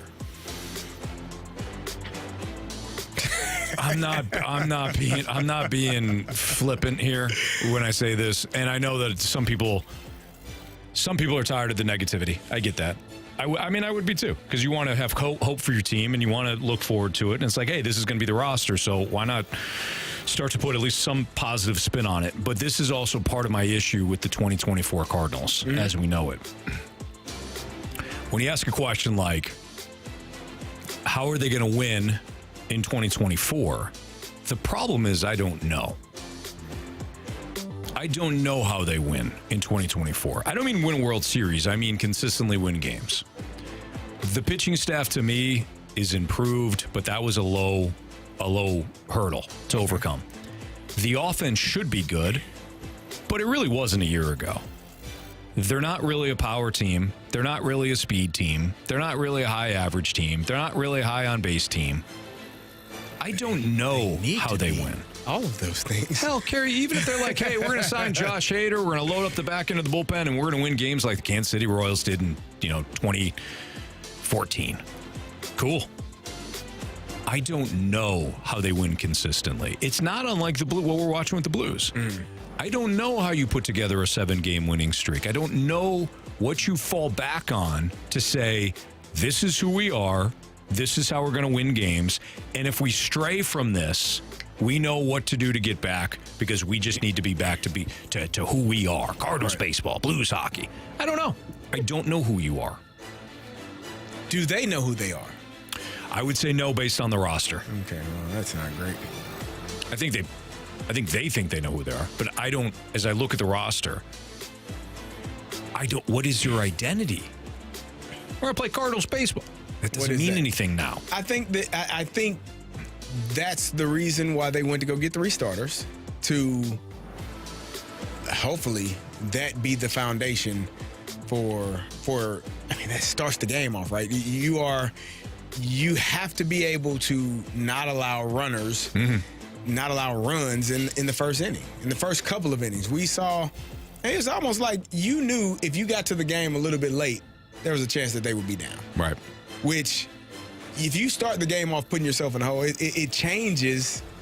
I think it just changes the hitter's approaches. It changes the defense's approach. And now you're playing in a game from behind, trying to scramble out of that.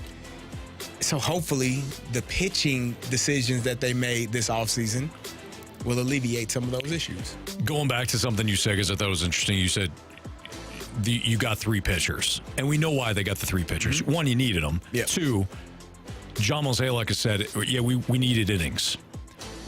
If the Cardinals don't let these guys pitch, I'm going to be pissed. If they don't let them pitch, you wanted innings, right? Yeah. Okay. Well, then you need to be one of the few teams then that allows your starters to pitch deep into games. To eschew analytics in that regard. Because if you don't, then why did you sign these guys? I don't know. You could have signed anybody to pull them in the 4th. Marshy is shaking his head. It pains him to try to figure out. Marsh is the ultimate Cardinals fan.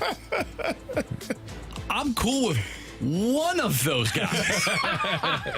The fact that we have 2 of them makes no sense to me. Yeah. You got 3 of those guys led Major League Baseball in innings pitched last year. Yeah, guess what else they Top led 25. the league in? Hits, we know, home Carey. runs, Carey likes to bring that up. It matters. Well, we calculated that this summer it's going to be a little hotter, and so the ball is actually not going to fly as far. So that means Lance Lynn, his home run numbers are going to be a little bit lower, and I think that plays in with a bad division. I think if we just get in, we'll win. But you can't win in October unless you get to October. There you go. And you can't get to October without innings pitched, fellas. That's what I'm talking about. I love it, man. That's incredible. I just hope. Last season was a rough season. In what ways? In the way that this is what we do for a living, and we have to watch that every single night when they play. In all ways is the answer. In all ways. All right, this is Fastline on 101 ESPN. Bet the board. Criticisms, compliments, 3 stars next on 101 ESPN.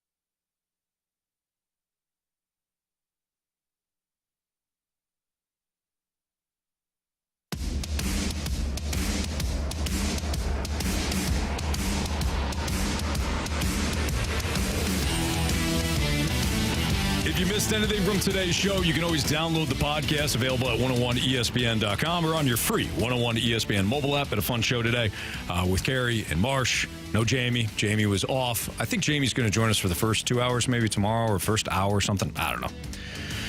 Jamie sends us a schedule. I don't think any of us look at it, but we will someday. Yeah. The podcast all brought to you by Dobbs Tire and Auto Centers. All right, Marsh, do you have an update for us on the standings for Bet the Board? Or no? Yes, give me 1 second. Or we'll have that tomorrow for us. And you can say tomorrow. It's fine. No, I'm pulling it up right now. Okay, so Anthony, you are 3-4. All right, a little bit of a comeback here. A little bit of a comeback. Jamie is now 5-2. So he lost yesterday.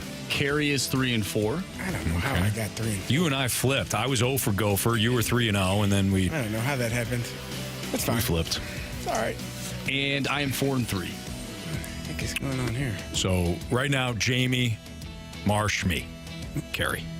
So Carey and I are tied. Carey, if you're wondering, you missed Tennessee minus 2.5 over Mississippi State. That made me 2-1. Dame did not have 24.5 points. He had 21. He had 21. Did he? They were beating the hell out of whoever they played that night. I saw the and didn't have to keep playing. What the hell are we doing? It's a tough spot to be in. You had Steelers plus 9.5. That one bit me. That was tough. And then Dan actually picked Eagles to cover over the Bucks. We went with Carey because you were talking about the Eagles. Remember we were going back and forth. The Eagles, Bucks, okay. Eagles, Is that Bucks. what it was? Yeah. So Dan just read off that it was the Eagles. I just write down what I hear. Yeah, I know. But you came back yesterday and you got Clippers minus 6.5. So you're back in the saddle. All right, stick with basketball. Because you've been pretty good with that. By the way, I had a buddy that put together a little parlay of some of our picks from yesterday and a hit. So, well, good. You're welcome. Congratulations to him. Yeah, nice. You're welcome. I was a little... Good job. I'm sure he was, too. When the Avalanche fell behind 4-2, I'm like, this is not good. Well, how about Charlotte? They were losing to Rice pretty much the entire game and then came back and won in overtime. Here's the thing about the 49ers. Here's the thing about the Charlotte 49ers. They're never out of a game. You're going to keep I guess. You know that? I think. Maybe. Jamie's our leader. He sent in the pick earlier. What does Jamie have? He has over 6.5 for the Red Wings and Panthers game tonight. Tonight at 6 o'clock, I believe. Matthew Kachuk going to go off. He might. I hope so because my pick is Matthew Kachuk with at least 4 shots on goal tonight. I think that's What's the odds on I'm that? going to say, now, come on. What was that, minus 218, Marsh? You're not following the rules? It's at minus 120. It's no way. What? That's a good play. That is a very good play. What in the heck? Which means he'll probably miss tonight. He'll probably have 3. Yeah. He'll have like 2 points and 3 shots. Yeah. Oh, man. Gary, what do you have? I'm going to go the Miami Heat minus 3 over the Toronto Raptors. Toronto just traded away Pascal Siakam, so I would hope that they're down right now. You would think, yeah. I think. They're not really good to begin with. They've lost 7 of their last 10. There you go. 15 and 25 on the year. They're not great. They're not great, no. Minus 3. I'm going to dip my toe into basketball tonight, gentlemen. What you got? I'm going with the Dallas Mavericks plus 4 against Carey's L.A. Lakers. Man, my L.A. Lakers, I didn't like the Lakers. Yeah. I had said in the break, I go, there was a trend. Probably win that one outright. The Mavericks? Yes. There was a Luka, I think, is questionable. Is he? But Lakers stink. But I was telling you guys, I saw a trend and I couldn't really. I dug it up. Dallas 10-1 against the spread in their last 11 games versus the Lakers. 10-1 ATS. So. Give me the Mavericks. I'll be Tommy Trends here. Very nice. All right. Marsh, what do you got for us for 3 stars or criticism, compliments, whatever you want to do? Yeah, let's start with a compliment from Swan. Great show today, guys. With school starting back up, harder to listen as much as usual, but I'm doing my best. I love the Cards and football talk today. Also, this is a side note for Stalter. I'm sorry my Ramblers put the beat down on Central Michigan a couple weeks ago. That was weeks ago, Swan. We hashed it out on Twitter. You don't need to remind me again, okay? CMU's having a little rough time here basketball-wise and sports-wise. The football team didn't do well. No? All right, congratulations. I said it at the time, okay? I think CMU scored like 25 points in that game. Ooh. Fine. Wasn't our best. That's tough. Yeah. All right, our 3 stars of the day. Ooh, yeah. Our 3rd star goes to Ford Field's roof. Congratulations. Oh, no. You missed that from earlier. They got an indoor stadium? They do. Oh. Most know that. Not all. Not all. Well, all know now. Oh. That's available on our podcast. It's in the What's Trending section. A reporter or whoever she was had a rough question for Todd Bowles. Not great. Not the best look. Nope. Our 2nd star of the day is Carey Davis. Yeah. For practicing a full season in full pads. Way to go, Carey. That was hard. That's man. huge, man. Nice job. Tell you what, you get in there Wednesday in week 15, and you're like, what the hell is going on here? Yeah. What is this about? What are we doing? And our 1st star of the day. Before I get to it, Gator Bait let us know on the Snake Pit on American Gladiators, there was an event called the Gauntlet. Yeah. It was when the contenders had to run through a long half pipe and try and make it by 3 gladiators. So our 1st star of the day goes to the American Gladiators. Yeah, good.